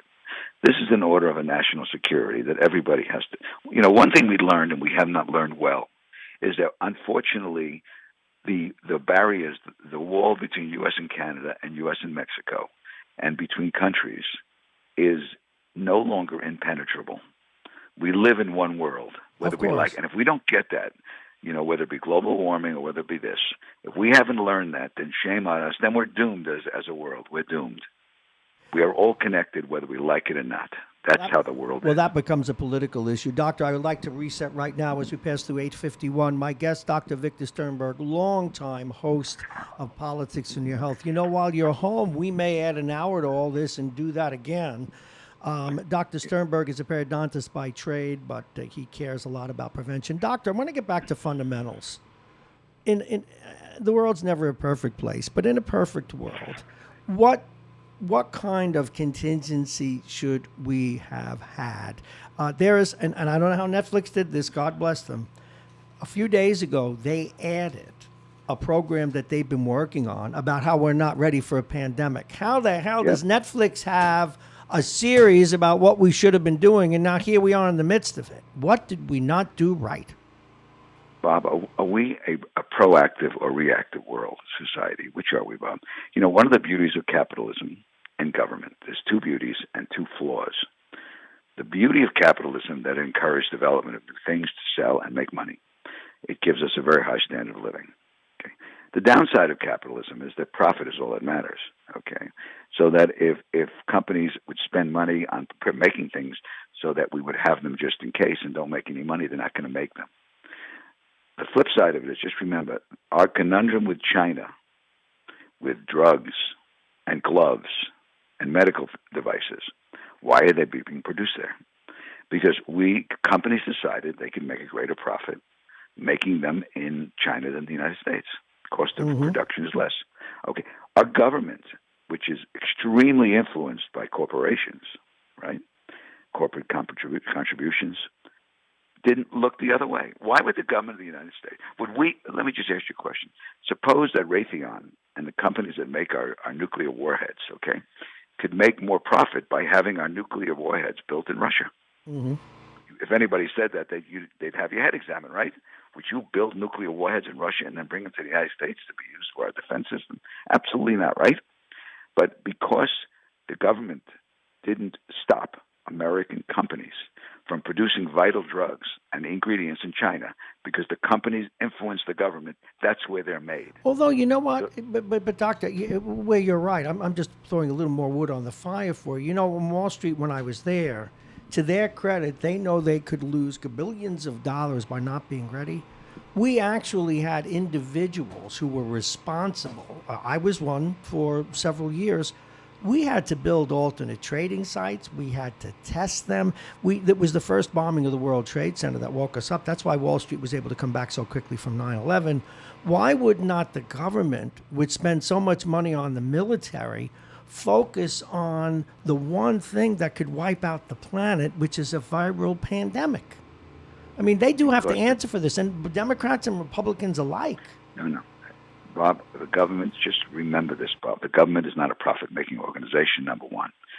All they have to do is raise taxes, and they don't have any worrying about profit. And if you're short of money, you just go out and borrow it, called a deficit, right? So the government doesn't go out of business, unlike Merrill Lynch, number one. Okay. Number two, the politicians are only interested in getting elected, okay? So when they get elected, you're going to give people what they want, not what they need. Yes, but what within they need is not necessarily popular. But doctor, within the infrastructure, and you even hire certain type of people. We all know anal pains in the asses who are great executives at the right job. You put them on a contingency plan, and you got to listen to them squabble, and they'll nitpick you to death. But they will save your butt when the time comes. So, and you establish a part of the government, and you fund it, and you follow up with it, and you get good bureaucrats in there, the world will turn. Well, Bob, that has not been the way it worked, Bob. That's not how the government works. You know, the big salaries come from private industry, not from government. The best and brightest often work in private industry. And, you know, I'm not saying the profit motive should be negated. It's necessary. But if you really thought that this was a potential, you know, we have, Bob, the ability to destroy the world multiple times over with nuclear weapons. Why did we do that? We wanted to be so sure that no country would attack us and expect to survive. Okay, so we have a $750 billion defense budget. We've spent trillions of dollars on nuclear weapons because we saw this as an existential threat. We spent the money. We built these wonderful missiles and an incredible scientific accomplishment because we recognized the political replications of not being prepared and perhaps the military implications. In this area, no one felt an imperative need to do this. enough to spend the money necessary to do this. And why would Netflix produce such a wonderful documentary that I started watching? Clearly, the knowledge is out there. Right, but we have the means. We do not have the will. Well, that is the question, isn't it? Well, Doctor, what are the issues that people should worry about that are going to sneak under the table? For example, some people have got the flu and don't have the virus. Other people are going to have other symptoms, and maybe they're having a heart attack, and there'll be no room at the inn. What do you worry about as a medical professional that may be adjunct to this? Well, since this disease manifests with upper respiratory symptoms, although there was just a report that a number of people, and not insignificant, it begins as a gastrointestinal problem. And ironically, my brother-in-law, who was very sick with a high fever, had a GI symptoms. For all we know, he's got the virus. But we don't know that because he's not going to get tested, because he doesn't have the classic symptoms. What we should worry about, Bob, this is, first I want to just assure people that almost everybody that's listening here is going to recover from this. Unless you have a that's what we've said pre-existing condition. Or have emphysema. In fact, it was interesting when I looked at the difference in survival in China. Many more men died than women, and they found that smoking was a big difference. Absolutely. Big difference. Okay. Another reason why smoking should be banned in the United States, but we've talked about that a long time ago, Bob. Because listen to this for a second. 400,000 people a year have died because of the use of tobacco. Yet we do nothing about it because we have companies that make a living from it. Government collects taxes from it. So this disease has killed 150 Americans. How many? 365 days. That means 1,000 people a day die because of the effect of smoking. All right. We lost 90,000 Americans, which is about how many a day, Bob? Is that for a year? Is that 200? Yeah. Oh my goodness. Yeah. But from drug overdoses. Ergo, should we have destroyed the whole economy to do this? Is a fair intellectual question. By the way, Doctor, I don't know if you're watching on YouTube or Facebook, but I just took the sheath off one of my cameras. One of the busiest train stations in all of Westchester, where 1,500 cars park, and we have a terminal bus station underneath. Take a look out my front door. It's a ghost town.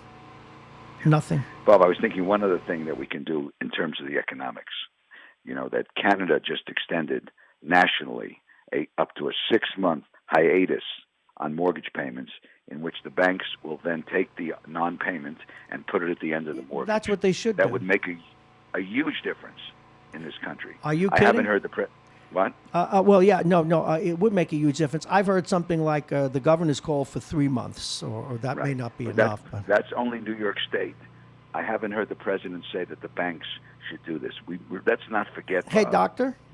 Go ahead. I'm Yes. sorry. We're coming up on 9 o'clock, and I want you to finish your thought, and we have to break. But I'll call you off air if you're ready to do an hour while you're home sitting there. Yes, I will make the Bob. time, and we will have and we will not resurrect, but simply turn the on switch for politics and your health. Okay, Bob. Now finish your thought, though, Doctor. Yeah. So just let's not forget. In 2008, we bailed out the banks and Wall Street. We did not bail out the American people. Correct, Bob? That is correct. Right. This time, the banks have to bail out the American people. They can absorb the loss of the interest for a little bit and put it at the other end of the mortgage. Landlords should be able to absorb some rent periods where people don't have to pay their rent, and the government has to somehow give them some tax breaks for this. Certainly, college students should stop paying their student loans because many of them are going to lose their jobs. And finally, CEOs of corporations that we're thinking of bailing out, like the airlines, they should take a pay hiatus until they pay the money back. And before they lay off workers, the executive class has to take a hit, not the average person. Well, you heard what's happening out in the Hamptons, did you? There are people, the rich in Manhattan who have summer houses, are fleeing out there as if it's some sort of a. They're escaping. Yeah, they're escaping, but they're telling the people that live out there, in effect, get out of the hospital. I'm rich. They need me. The last thing we need, Bob, is class warfare. If this continues, this could be extremely disruptive to our nation. Yes, and the rich should be careful. There are a lot more of the rest of us. Doctor, thank you very much. Dr. You're welcome, Sternberg, Bob. we will announce when his show will return, and it will return next week, and we will talk with him. Dr. Victor Sternberg. All right, let's look at what we have for the day. We're going to go back to our entertainment portion and kind of finish the day on that note.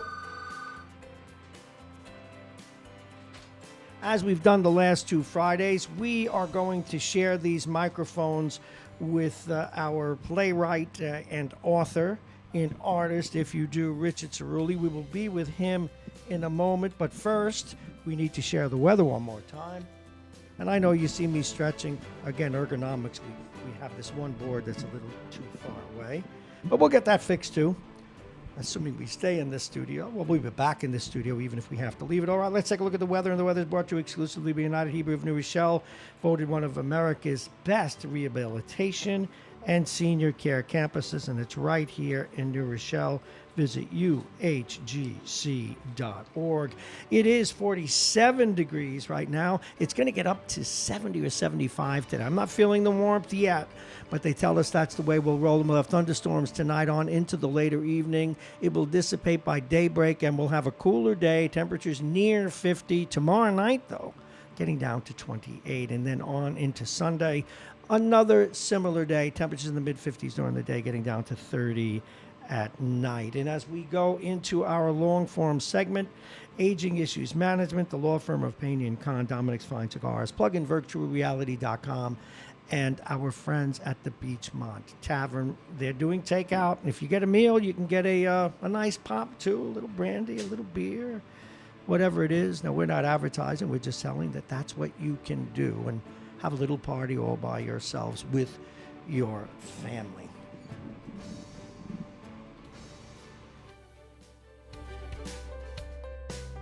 Now, just an FYI, we're going to do our best to manage the noise here in the studio. They are power washing the train station with a disinfectant. In fact, if you're looking out my window, which we will make possible for you, even see oh no, you can't see it from this angle, but there's a can of disinfectant right there on the floor. Oh no, one of my easels is in the way. You see a... Can I get that? Yeah, there it is. Folks, you're also looking out the window at an empty train station.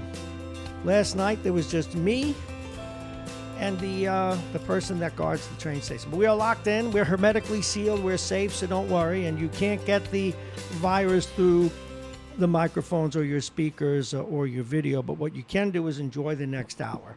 My next guest is a man that had already a successful career. He had been a college professor. He was an architect. He was a business instructor. And he decided at some point later in life to turn to his other passion, which was writing, theater. He is a playwright. And he's written some fantastic plays that have been featured here in Westchester. He's written a couple of books, and one of them, The Demitasse Divorce. And today, he's going to spend more time with us. In just a moment, we'll take him on, and one of his actors will be joining us as well. And now, again, we're going to do our best to manage the noise. You hear that machine. They are power washing parts of the building with cleaning fluid and disinfectant. So that's a good thing. At any rate, please welcome once again, and you'll pardon the frog in my throat, Richard Cerulli. Good morning. Good morning, Bob. How are we doing today? Doing pretty good. Pardon me. Now, that is not, don't worry, it's not the virus. It's just my morning stuff. Now, Richard, I know we're going to be joined a little bit later, and unfortunately, our other line is not working well. So when she calls us, we will tell her, or if you would text her, she cannot conference in with you, she should call us roughly at 8:40. And if you would tell her. Oh, okay. But let's first start with you. Okay. Now, you've written a number of plays, and I'd like to start talking about some of those plays, if I may. Let's just again review the first play that you did, and then we'll get into why you did it. Okay. The first play was Via Dolorosa, and that was my first attempt, or my first play where I actually had to. It was a baptism by fire. I was quite a novice at this, and I actually had to produce it and do all the auditions, and it was a great experience. And it was the first, play of a series dealing with mental illness. And in this one, it dealt with a dysfunctional family in a sense that one of the parents, the mother, had a serious disorder of depression and Munchausen's disease by proxy. Okay, and now that, of course, you did rip a page out, as most playwrights and authors do, of your own life. Now, let's go to the second play, and then we're going to start weaving this together. What's the second play about? The second play is called Rondelay, and it centers on a bit of a meeting. It's actually a rondelay, a meeting between the fiancé and the ex-wife of a a very well-educated professional man who was married to this woman, Diane. And she had this disorder, among other things, DID, which Alexa could address in quite good detail, is dissociative identity disorder. And the story basically goes around how this woman, the ex-wife, would cheat on her husband, flirt in front of him, constantly humiliate him in public. And so people are watching this, and a bartender gives him advice and reconnects him with his old high school girlfriend and tells him it's time to go, And the short of it is that he divorces her, and the ex-wife is livid because, he offers her a rather nice lifestyle, and she wants to meet the fiancé, so they meet at this bar. And it's actually wait a minute. Why would the husband let his ex-wife meet the fiancé without a bulletproof vest on? Yeah, well, that was it. It's the Diane, who is the ex-wife, is very manipulative. Got some very serious issues, and really wants to sabotage the upcoming marriage.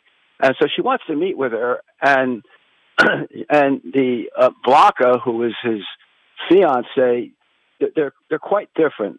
Diane's a street smart, didn't go to college, and just very street smart and cunning. And the fiancé is actually a trial attorney, rather refined. So we get this harmony of opposites in this debate.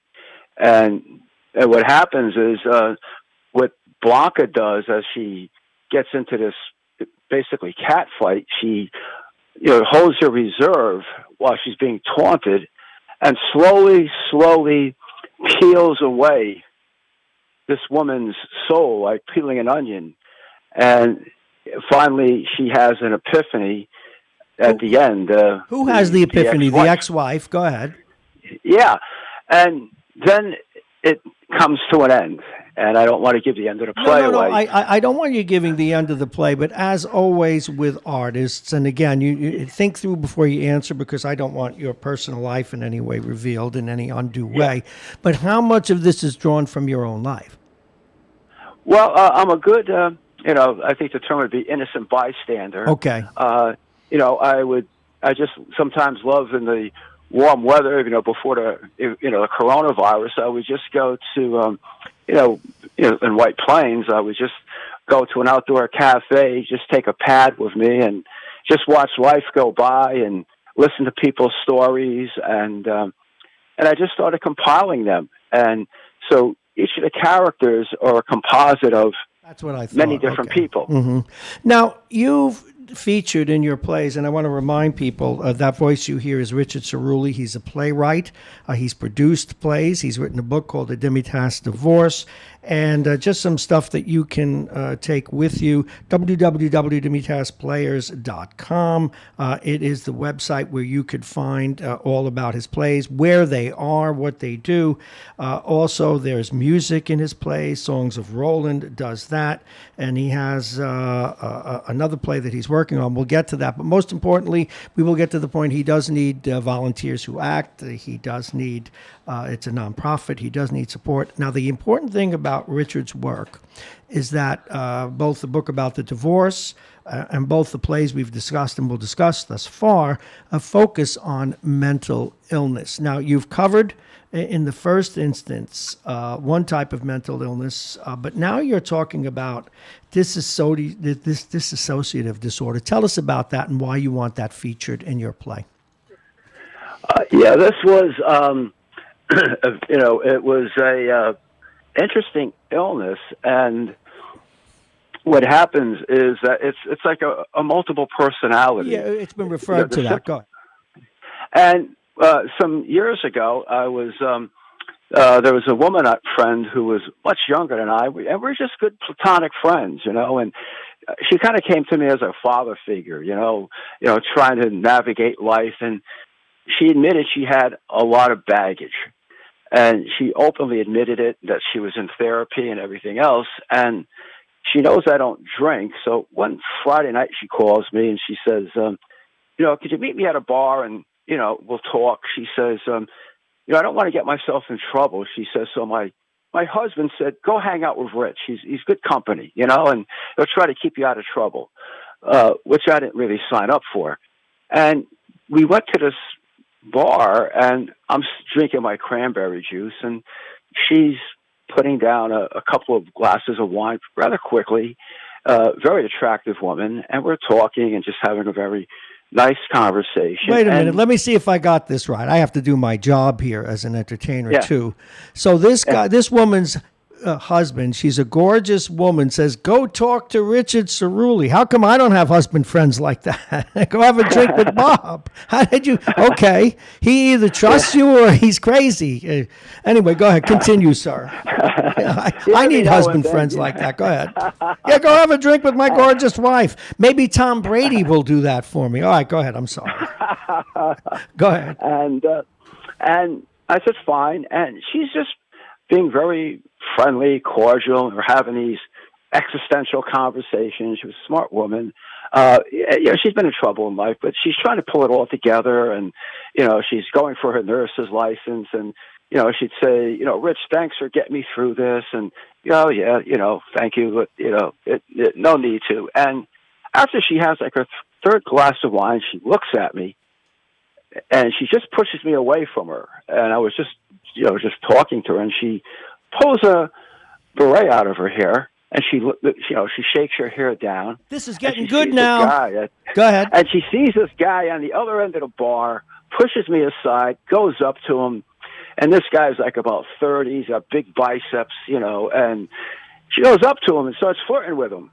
And next thing I know, they go outside, and we know what happens. And she comes back a half hour later, and she's drunk out of her mind. And she just looks at me. Was she flirting with this guy, or was she hitting on him? Well, she actually consummated a relationship in the car. Wait a minute. Now, you see, there are two sides to this. One is this is how you got insight into developing this play. But another part of me says, you must have said, what am I, chopped liver? Yeah, well, I'm a practical guy. And I understand that, but you're also a guy. All right, continue, sir. This is too good to be true. So she says, excuse me, pushes you out of the way, lets down the hair, saunters over to Mr. Musclebound, and clearly, and possibly, if I'm here inferring correctly, as also, if we will, aided by drink, hits on this guy and does the deed. Yeah. And I'm laughing to myself because I said, here I am. I'm supposed to be the chaperone, keeping her out of trouble. And this guy's like 20 years younger than me. He has biceps bigger than my wrist, my waist. And, hey, listen. I'm sorry, Richard, but our other guest is on the other line, and now we can see it. I'm going to tell her through now. I'm going to put on. She's going to hear some clicking, but I would tell her. Let me see if maybe for a change we're getting a good connection. You're on Radio Westchester. Can you hear me on the other end? Hello? Yes, hi, how are you? You know what's interesting? For a change, I guess they did fix this line. If you would introduce her, please, Richard. I was going to postpone this to later, folks, so you pardon us doing this housekeeping on the air, but we fixed the other line. Introduce your colleague, please. Okay, on the line we have Alexa Servadidio, and Alexa is one of the founding members of the Demitas troupe, and she called one day out of the blue and said, let's get these plays going, and ever since then it's she's been a backbone of the troupe, energetic, and she's a licensed social worker. So I'm very fortunate to have her as part of our repertory theater. Well, Alexa, welcome to the program. And I don't know if you were listening before you called in, but we were talking about his second play, and it just got real dicey. So now I don't know. Now, were you in this play, Alexa? Yeah, this is a Which Rondelay. play? Were you in? Yes, Rondelay. Okay. And did you play? Which role did you play?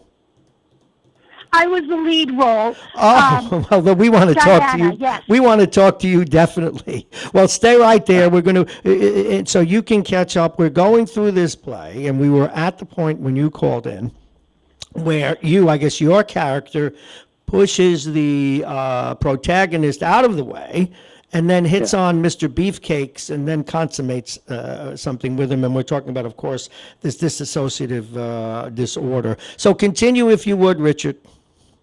Yeah, and I was watching this, and, being an existentialist and, a very logical person, I'm watching this happen, and I said, yeah, I'm supposed to keep her out of trouble. I could just picture going up to this guy and say, hey, buddy, I'm her chaperone. Please go away. And I probably wouldn't be here today because the damage she probably would have inflicted would have been fatal. So I saw firsthand what this DID does and what the behavior is. So I modeled my play around that experience. Okay, now you modeled the play around the experience, and again, understanding, and people who may be joining us, your plays are intended to call attention to mental illness. Now, there is interest, there's prurient interest, there's let's get it out there to help people. Now, sometimes, and I'm only doing this for the sake of intellectual discourse, some people are just bad drunks. And even though they may have an underlying mental disorder, they should be avoided at all costs, as sad as that and as harsh as that might sound. But others suffer from, or even within that context, a very debilitating disease. Where does this woman in this play fit in? Well, actually, it's a very, very interesting question because what we try to do with our plays is when people have these behaviors and you encounter it in real life, what usually happens is you approach that person or their spouse or whatever, and you bring it to their attention that, this behavior isn't good. The response is a cliche. She just likes to drink a little bit. Well, that's why I said that. But also, now just hold that thought, and I know your lead character's listening, and Alexa, we will get to you. Now, here's the thing. If a man lives with her husband, sent her out to have drinks with a friend, what in God's name was he thinking? Yeah, it was, there's probably a whole play in that in itself. Go because ahead. there's a little sidebar is when I haphazardly ran across this person and we had a conversation, I gave her some advice. And she calls me about 3 weeks later and we gave her a nice compliment. She said, I went to my therapist and my support groups, and they said, go back to this guy, Rich. He's really helping you. He's really putting a perspective in your life. But how many times did you meet with her, Richard? What's that? How many times did you meet with her? I mean, was this the only one-time moment? I mean, if you were helping her, I can infer that you met with her more times? We've actually developed a very good platonic yeah, you see, friendship. You ruined it for me. I was going to ask you if you benefited from any of her predilections. Obviously not. 921. All right. So okay, you're helping her, but see, here's where, and this is, we're dealing with someone in all full disclosure who's been in therapy, who's had his life saved by a psychiatrist. So I get it. But now, you have people who continue to act out even as they're in therapy as if it is of no value. So she's got support group, she's got a shrink, she's got you.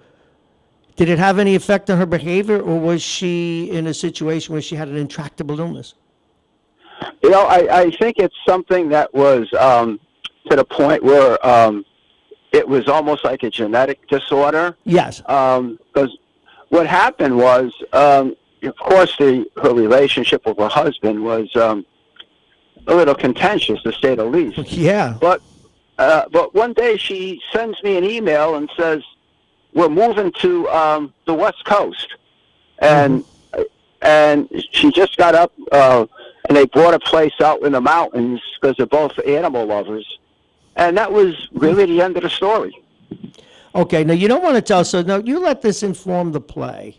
Now, every play, plays have plots, but they also have meanings. What are you trying to demonstrate in this play in your broader effort to call attention to mental illness? And this particular type is to use a word almost arcane in that it's a fairly rare multiple personality. What is your intent with this? Well, what I wanted to do, as with all the plays, is when you experience this firsthand, and once again, Alexa could really we're going to get pull to the details. Yeah, go ahead. And and every time I would come across this, it wasn't the only time I ran across this DID. And you would go to people and you would try talking to. It was a terrible rerun. People they were in denial, or they, once again, a cliche. And so the purpose of the play is actually, putting the stage and being the therapist, saying, "Look, this is this behavior. This is how it acts. This is what's going on in this person's head. And if you don't insert yourself or have friends as a support group that address it, this is what's going to happen in the end." Okay, you're right. But let's go back to the support group. And I got to delve into this just a little deeper. And Alexa may be able to add something to this. Now, if we have someone with DID who, when she drank, acted out her illness, the fact that she continued to drink is a major failure of the process. And I don't want to say the woman herself, but to what end was any of this other effort if she continued to drink? Yeah, she. Yes, it was very difficult watching this because not only did she have, the DID, she was an alcoholic. Well, no, and what I'm saying is, look, I'm not saying it's easy to cure. What I'm saying is, in fact, this is series Nurse Jackie that was done so well it breaks your heart. This otherwise wonderful woman can't stop doing opioids. Alexa, you played this part. And I'm only asking these probing questions because a part of my role is to think as a listener would think. What was it like to play this role, and what were you trying to show as you did it? Well, I think it's important as a mental health professional and also as an actress to show the reality and the vulnerability of my character. Yes.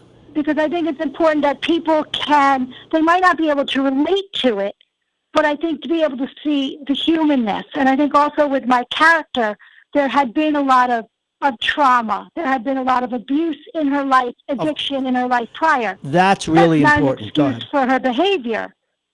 Well, it certainly is an explanation. It sheds a bigger light on what the whole picture is with her. So I think it's important for both sides to see these behaviors, but also, though, for those that are watching, to know to have to set boundaries. As you said before, if they keep acting out with these behaviors and being abusive in their behaviors, those around them need to take a step back so they themselves don't become injured physically or emotionally. Yes, and this really is for both of you. You just touched on the for me, what is the money pitch here? If you look back in this person's life, you will see that kind of physical abuse. We talked last week, Richard and I, about how if you run into someone who has a borderline personality, 99% of the time they had been abused sexually or otherwise when they were young.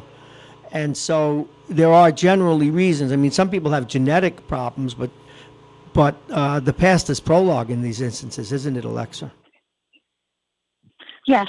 And I find with most of my clients in my private practice, my specialty is sexual abuse and domestic violence, a lot of times when there is anger, there's addiction, Yep. a lot of acting out behaviors, I see that there's been abuse and trauma.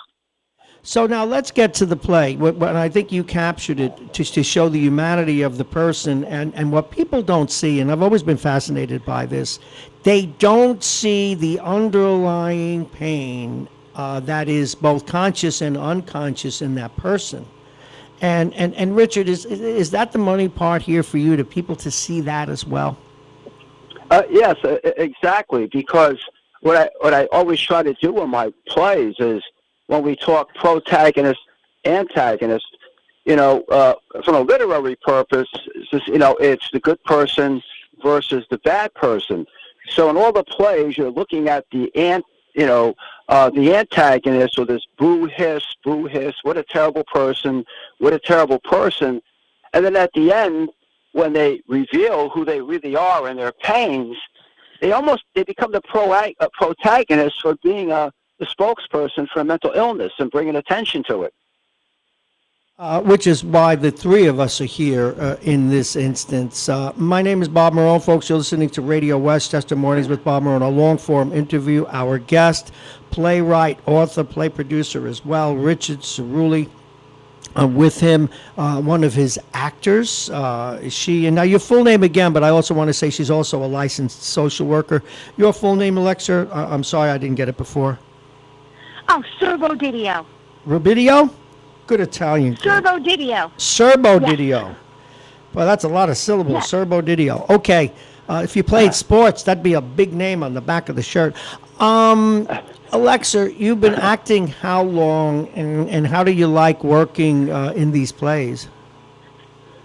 Yes, I've been acting about 16 years, and I really love theater, and I really love the work that I've been doing with Rich, because I've always wanted to do psychodrama type plays where there's also to be working on mental health, but also the audience can be interactive in some way and really be drawn in to these plays, and also leave people with questions.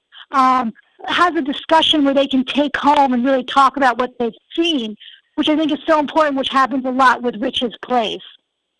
Richard, having said that, now in your first play, what were you demonstrating? Which mental illness was the feature? And again, mental illness, unfortunately, puts a label on it, because what we're really talking about is trauma, the evolution of the human psyche and soul. But what type of to use the word illness for description, were you featuring then, as opposed to in this second play? Well, in Yes, the first I find play, with the first it was play. dealing with a teenager dealing with a very abusive parent, a mother who was really trying to sabotage him.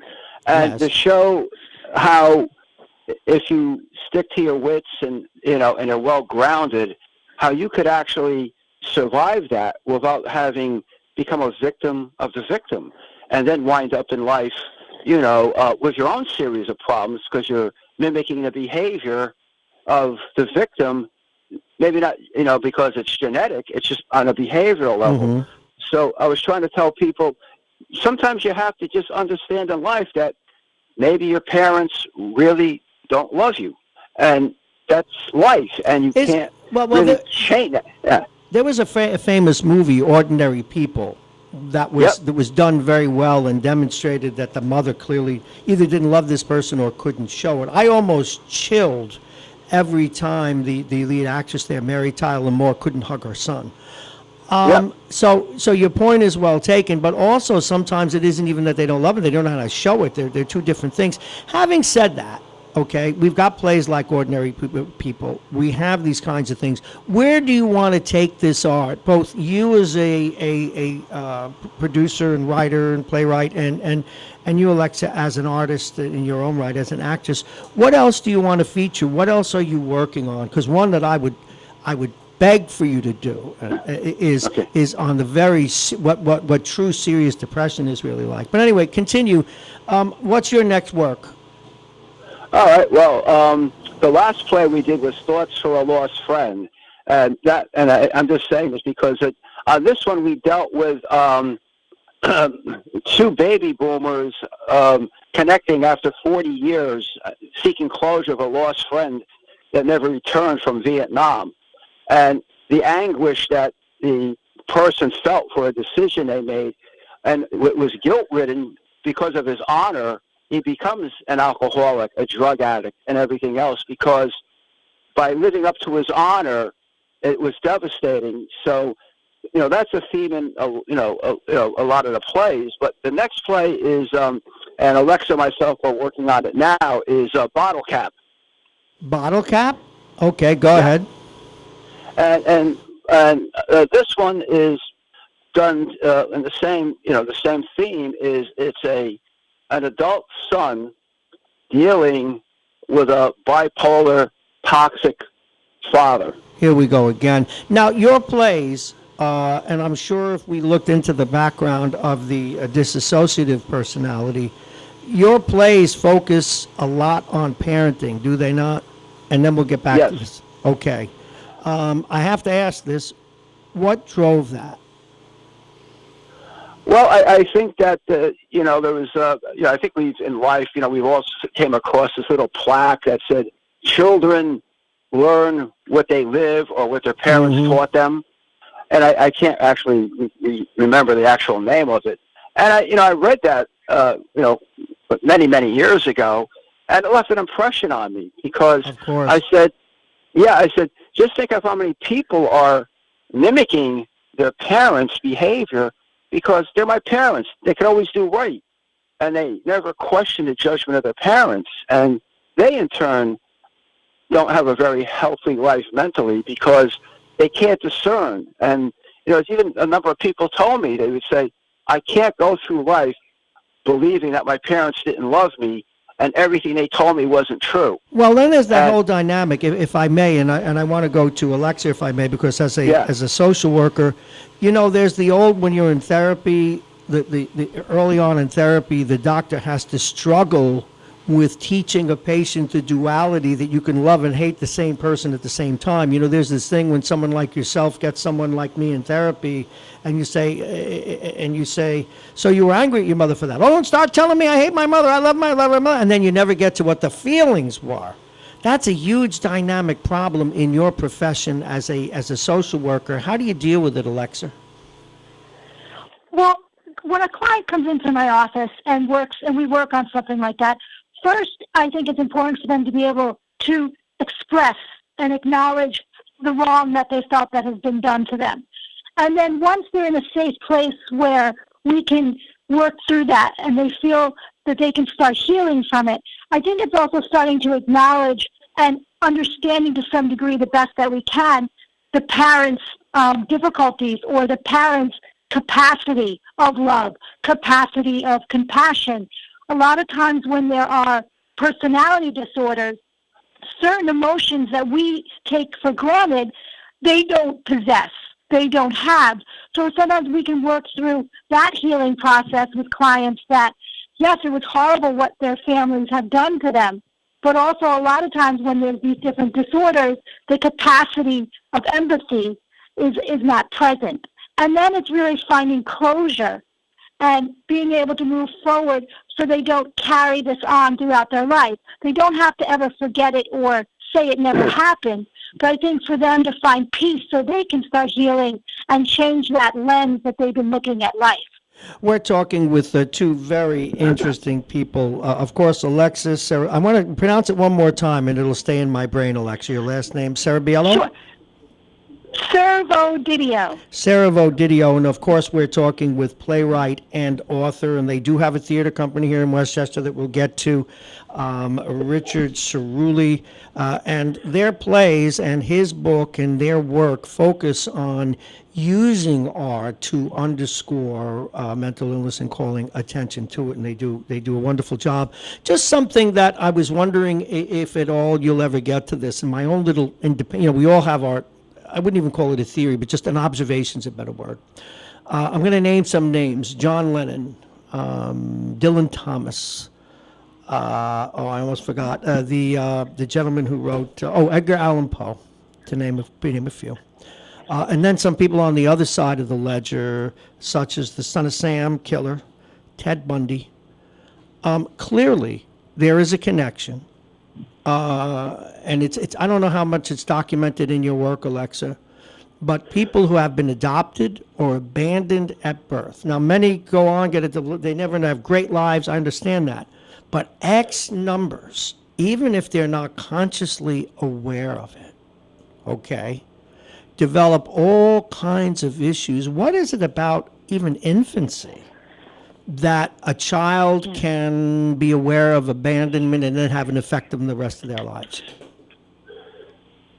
Whether it's someone who finds their art, was it for example, I think it was Allan Poe who said he could not bring he couldn't bring his passion from a common spring. John Lennon said, "There's no one living in my tree." They saw the world differently. Why? Yes. Well, I think you start to think back of attachment theories. Those are bonding it starts with a baby, a newborn baby.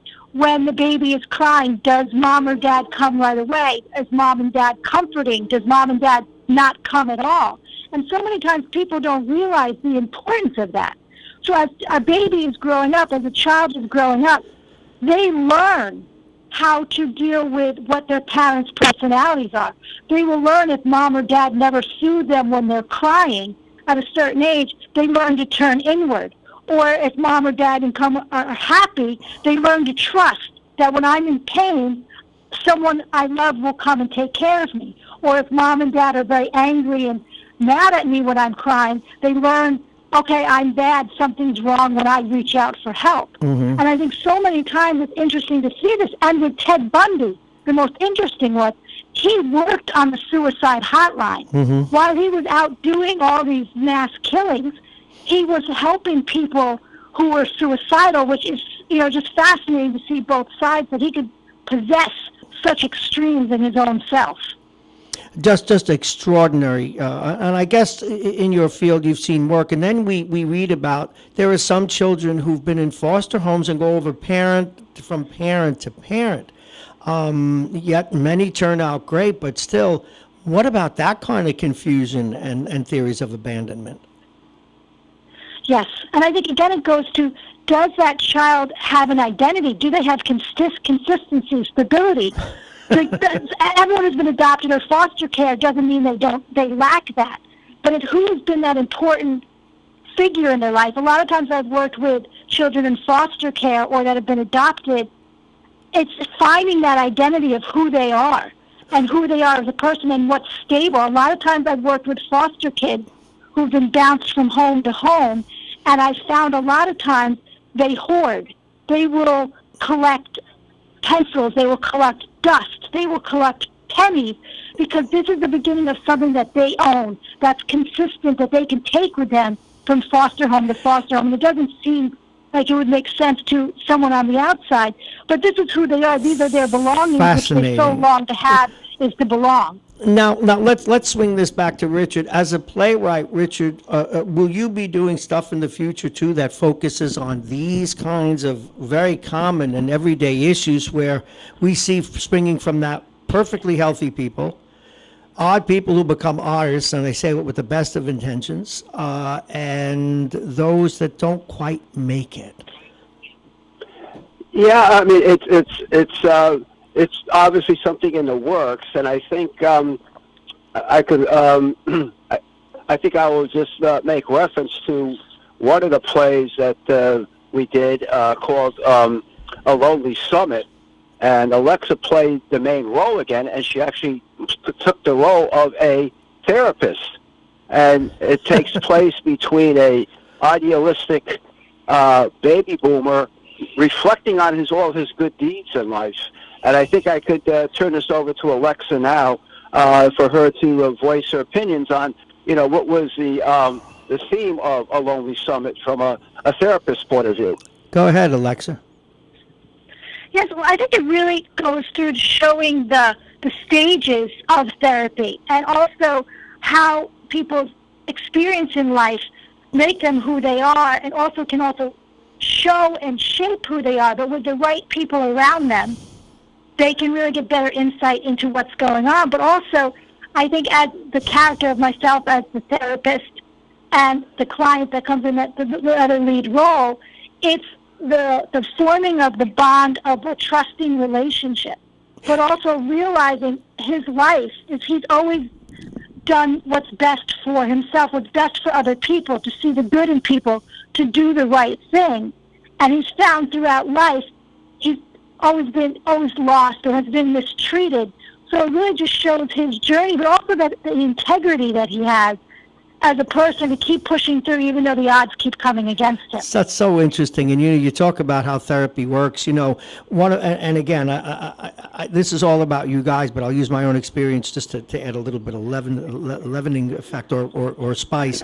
I remember when I was extremely ill with depression early on and very agitated and not yet medicated. And that bond you talk about that needs to exist, but the borders have to be strong. And that was very, very difficult for me to take. And I remember at one point, my doctor said, you come back in here in 3 days, you only call me if it's an emergency. And I call him for some, what he would conceive and perhaps was not really that important. And he'd say, Bob, you really need to get to this. And I'd say, look, I wouldn't need you if I didn't have to call you now. And it is a very, very difficult time establishing trust with someone who's also being firm, and which is something that people need. And I know you all in your profession have to be discerning into when you can't do that. You got to be able to read through what the real cry for help is. How do you do that? And I'm addressing this to Alexa. Yes, well, I think it takes time for a clinician to start realizing and also start assessing when to be able to be firm and when to also use it as a teaching experience. Yes. Especially, I work with a lot of clients that have been emotionally and physically abused. Mm-hmm. So being firm, they can't hear that boundary. Their fight or flight instinct comes Yes. up, and they sense danger because had so much trauma. They can't hear the message, what I want.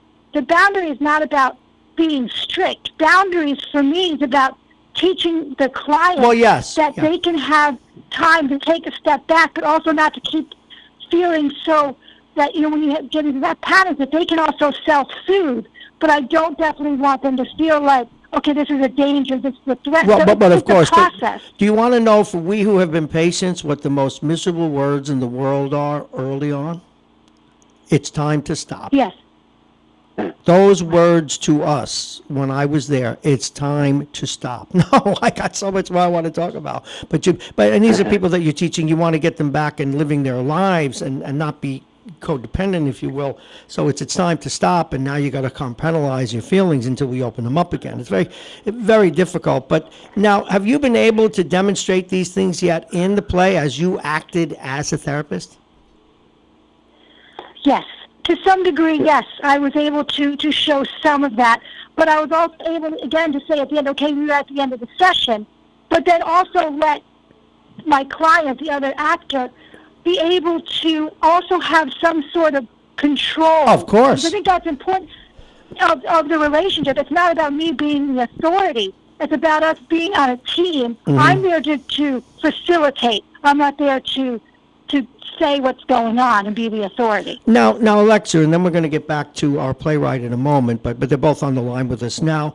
Alexa, why? Obviously, you do your prime living is being, in addition to an actress, is being a therapist. But why these plays? What? And I guess I'm going to ask this of both of you. When I heard about Richard, it resonated with me for obvious reasons, and my objective is to shed as much light as possible on mental illness, and both not to be afraid of it, but also have more compassion for it and get more help for it. But why are you two doing this? What is your outstanding goal? And then we'll get into what you do and how the theater works and everything else. Richard, maybe you should start with that. Yeah, the whole. What really, got me started on this was just watching, this poor, frail human condition and mental illness. And it's, as we mentioned, the statistics are rather sad. It's only 17% of adult Americans qualify for being having optimal mental health. Well, so, yep. And with that, I wanted to pull this together and use the stage as a teaching tool, and the stage and the actors would basically act as a friend, saying, "Hey, look, you got a problem here. You could help. There's don't look at it as a taboo. Look at it as a way of how to help yourself and have your support people help." And that was the whole purpose of the troupe. And I was very fortunate when Alexa jumped on board, and she was a therapist. So it was just a very powerful combination. Now, obviously, you have actors that are just actors, and they will communicate your art intentions through their work. But how many people in your troupe are interested in what your mission is, which is to shed light on mental illness? Can you speak to that? You are Alexa in the acting community and the troupe that you have? I believe a lot of actors and actresses really have the passion for this because, one of the main reasons why I do this is because I want people to know that they're not alone. We all suffer, we all have pain and loss, and so much times on television or in film that shows how there's always a happy ending, and unfortunately in life, things just don't tie up into a nice little red bow. And I want to show people and other actors, as we all know, that we can still have closure and still find peace and happiness in life without everything having to be exactly right or to all come together in the end. It's about those loose ends that make life. This is so resonating on many fronts. Number one, again, I always refer to the strength that saved my life. One of his constant mantras was, remember you can't have closure on everything. And even I mentioned that series Nurse Jackie before, where it ends very ambiguously. A lot of dealing with mental illness or issues that are maybe on the other side of it, but still emotionally troubling. A lot of it is keep on keeping on. It's not like one day you wake up and everything in your life and your emotional state is perfect. And I can tell that that's what you all are doing, and it's wonderful. And to capture the pain, whenever I give a talk about this, and people will ask me, well, really, how bad was it? And there are only different ways to do it. And one of my things was, imagine going to bed every night and your fantasy, instead of being rich and famous, or instead of me being a massage therapist for Victoria's Secrets, that my fantasy was that someone would just do shock therapy to me to stop the pain. And so, Richard, that's why I love the work that you guys are doing and want to support it in every way I can. Now, where is this headed? And then let's talk about the troupe, and then let's talk about the writing, and then let's talk about this whole nonprofit organization and how people can help. We're going to help by keep airing what you do. But Thank you. But how, where are you taking it?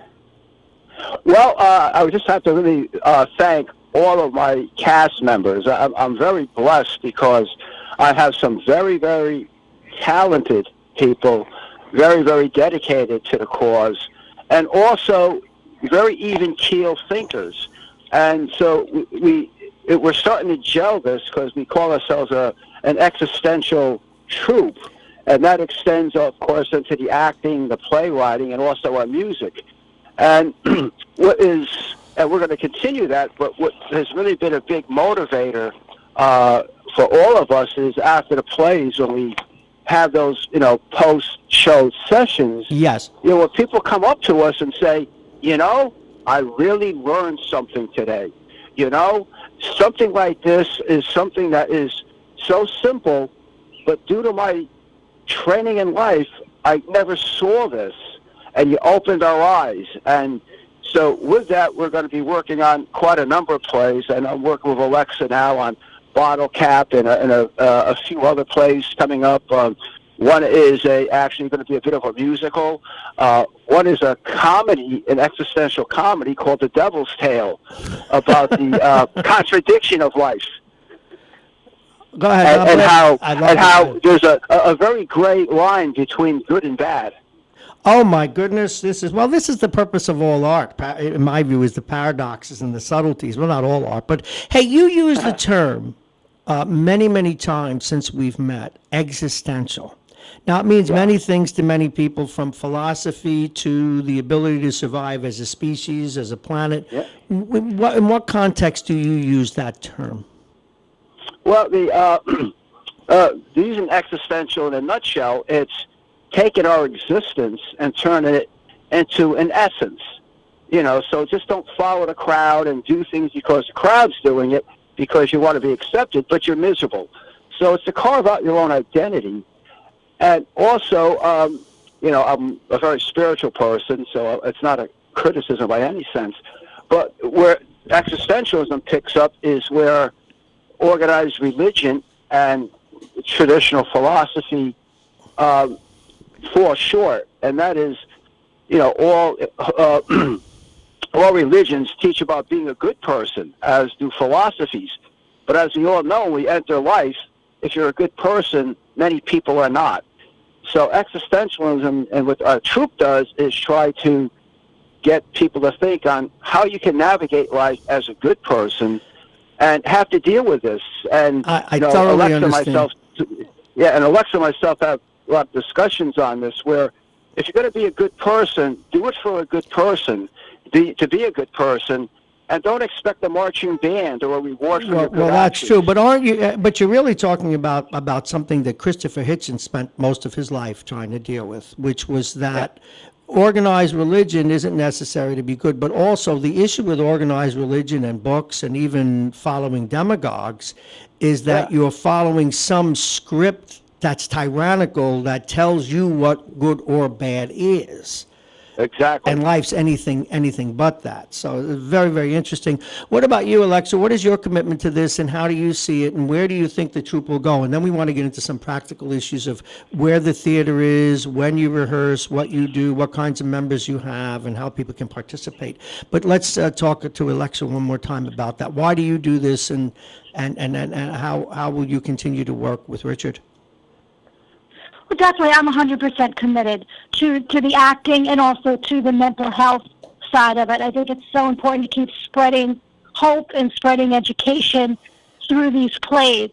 And, I really find, helping audience members at the end with the question and answers.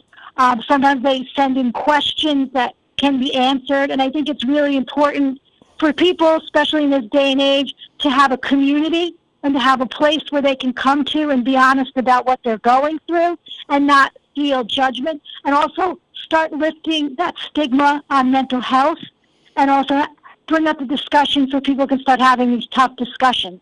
Wow, this is extraordinary. All right, let's get down to cases. Richard, we know, and I keep my good notes here, www.demitaskplayers.com. Now, how would you describe your organization? Is it because it's not just a theater group? You're a publisher. You write books. Well, you produce plays. How would you describe Demitask Players? The Demitask Players, good question. It evolved from just a troupe to a repertory theater. Over the years, we've okay. Yeah, and we have these core members that are very, very dedicated. How many? And right now there's probably about 15. You're going to have a 16th soon, but go ahead. And I want to just extend my thanks and gratitude to everyone who's a part of it, because they are doing it pro bono and giving a lot of time and talent. So what the website really does, it's our body of work. It's my plays, my books, my short stories and poems, and the music performed by the Demitask Band, and I encourage you to go to the website and just look at how just talented these musicians are. And so we've moved fast, and in a very short period of 4 years, we have turned out a lot of work. Mm-hmm. And now, where are the plays performed? What's coming up next? Although I realize with the virus crisis that may be delayed, but when will your next play be? Where do you practice? Where do you rehearse rather? What's coming up next? And how can people help you? I want to get all that out here in the next 5 minutes. Okay. Well, our plays are usually performed at the White Plains Performing Arts Center, who's been very helpful with us, and Whippoorwill Theater, a special thank you for all their support. We do practice at Lagan Studio in Elmsford, who's been very helpful. It's actually where we do the recordings of our voiceovers, of poems and short stories and music. And And you're right, because of the coronavirus, we had a number of shows canceled. So in the interim, we're putting together some very short films, like basically 1 or 2 act plays dealing with specific issues, and that they're going to start being broadcast in April. Where are you going to broadcast them? It's done in conjunction with the White Plains cable station. Oh, know it well. And Yes. And it's called the Studio E series, and you could also access it through their link, so you don't actually have to be at the TV when it's being performed. And we're going to have all those series uploaded in our website starting in April as well. Okay, now some of these things that are audio performances or even video, we won't get in the way of our friends, and we work with them, and I've been a frequent guest on White Plains TV. But any way we can help and broadcast some of your stuff, we will do that pro bono. Equally, if you are in a pinch and you need to record some voiceover, you'll be able to use our studios pro bono as well.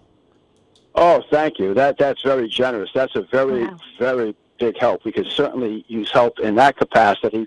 And, we're looking for sponsors, too, because what I'd like to do is I've been self-funding this, and, it is rather expensive, but I'm committed to the mission.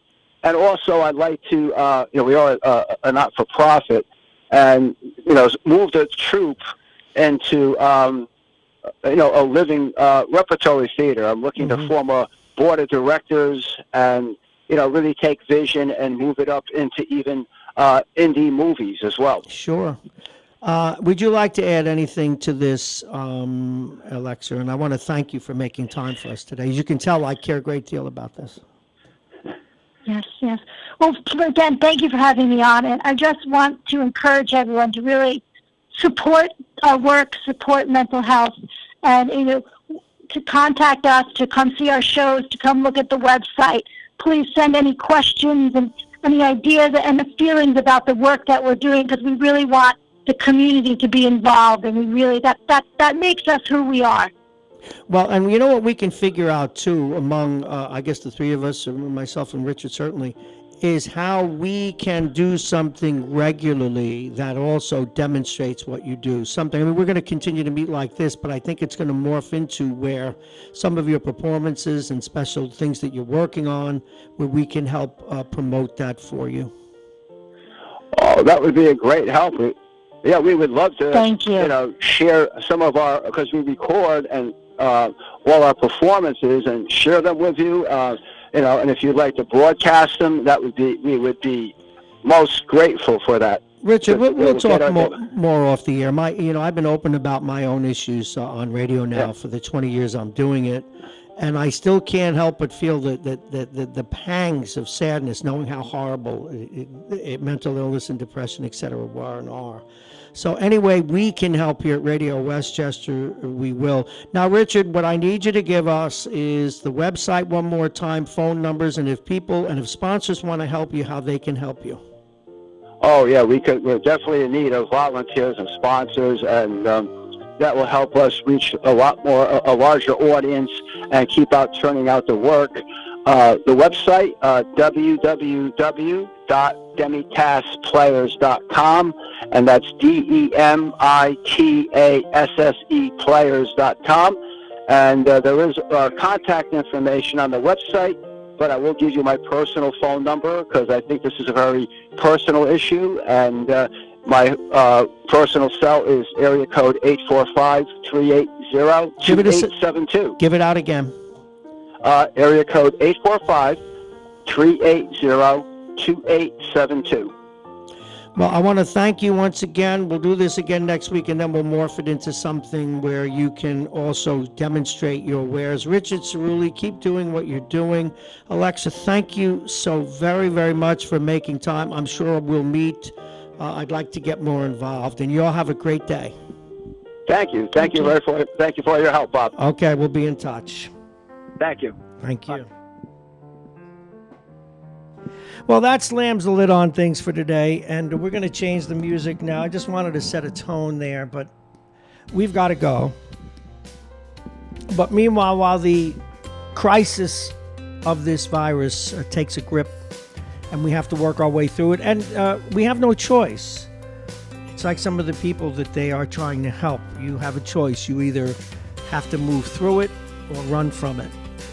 But in either case, you got to deal with it. It's kind of like that.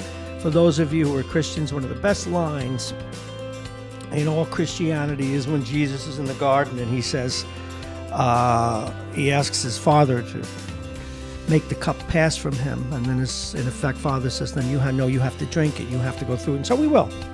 And we'll do it together. And while these things go on, you have people like Richard Cerulli and others who continue to do work that they do to help people, and all the doctors and police officers and nurses and fire people and first responders and all the others that are doing their job.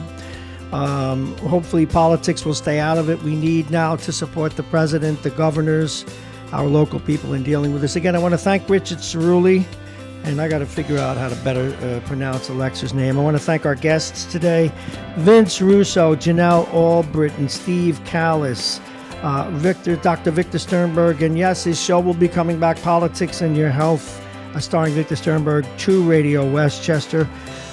Thanks for listening, everybody, and I want to thank our sponsors, Aging Issues Management, the law firm of Payne & Kahn, Dominic's Fine Cigars, PluginVirtualReality.com, our friends over at Beachmont Tavern, and of course the United Hebrew of New Rochelle, the top-rated campus of senior care. Visit uhgc.org. Now remember, the news on the virus, it changes daily only because you're getting updates. I don't think there are going to be any big surprises, but what you're going to see is it's like a math issue almost now, folks. You're going to see a geometric progression in the numbers of cases, the numbers of serious cases, and even as it distills down to the number of people that pass on. So brace up for that. Try and enjoy each other. Now, you just saw there's some wonderful work by Last Parking again, disinfecting the outsides of the buildings and everything here down at the train station. As you see, you haven't seen many people pass. But it is what it is. Now, we're not sure where we'll be on Monday. We will keep you informed, but it almost doesn't matter. We will be on the air at 6:30 in the morning on Monday. This is Radio Westchester. I'm Bob Marrone. Thank you so much for listening.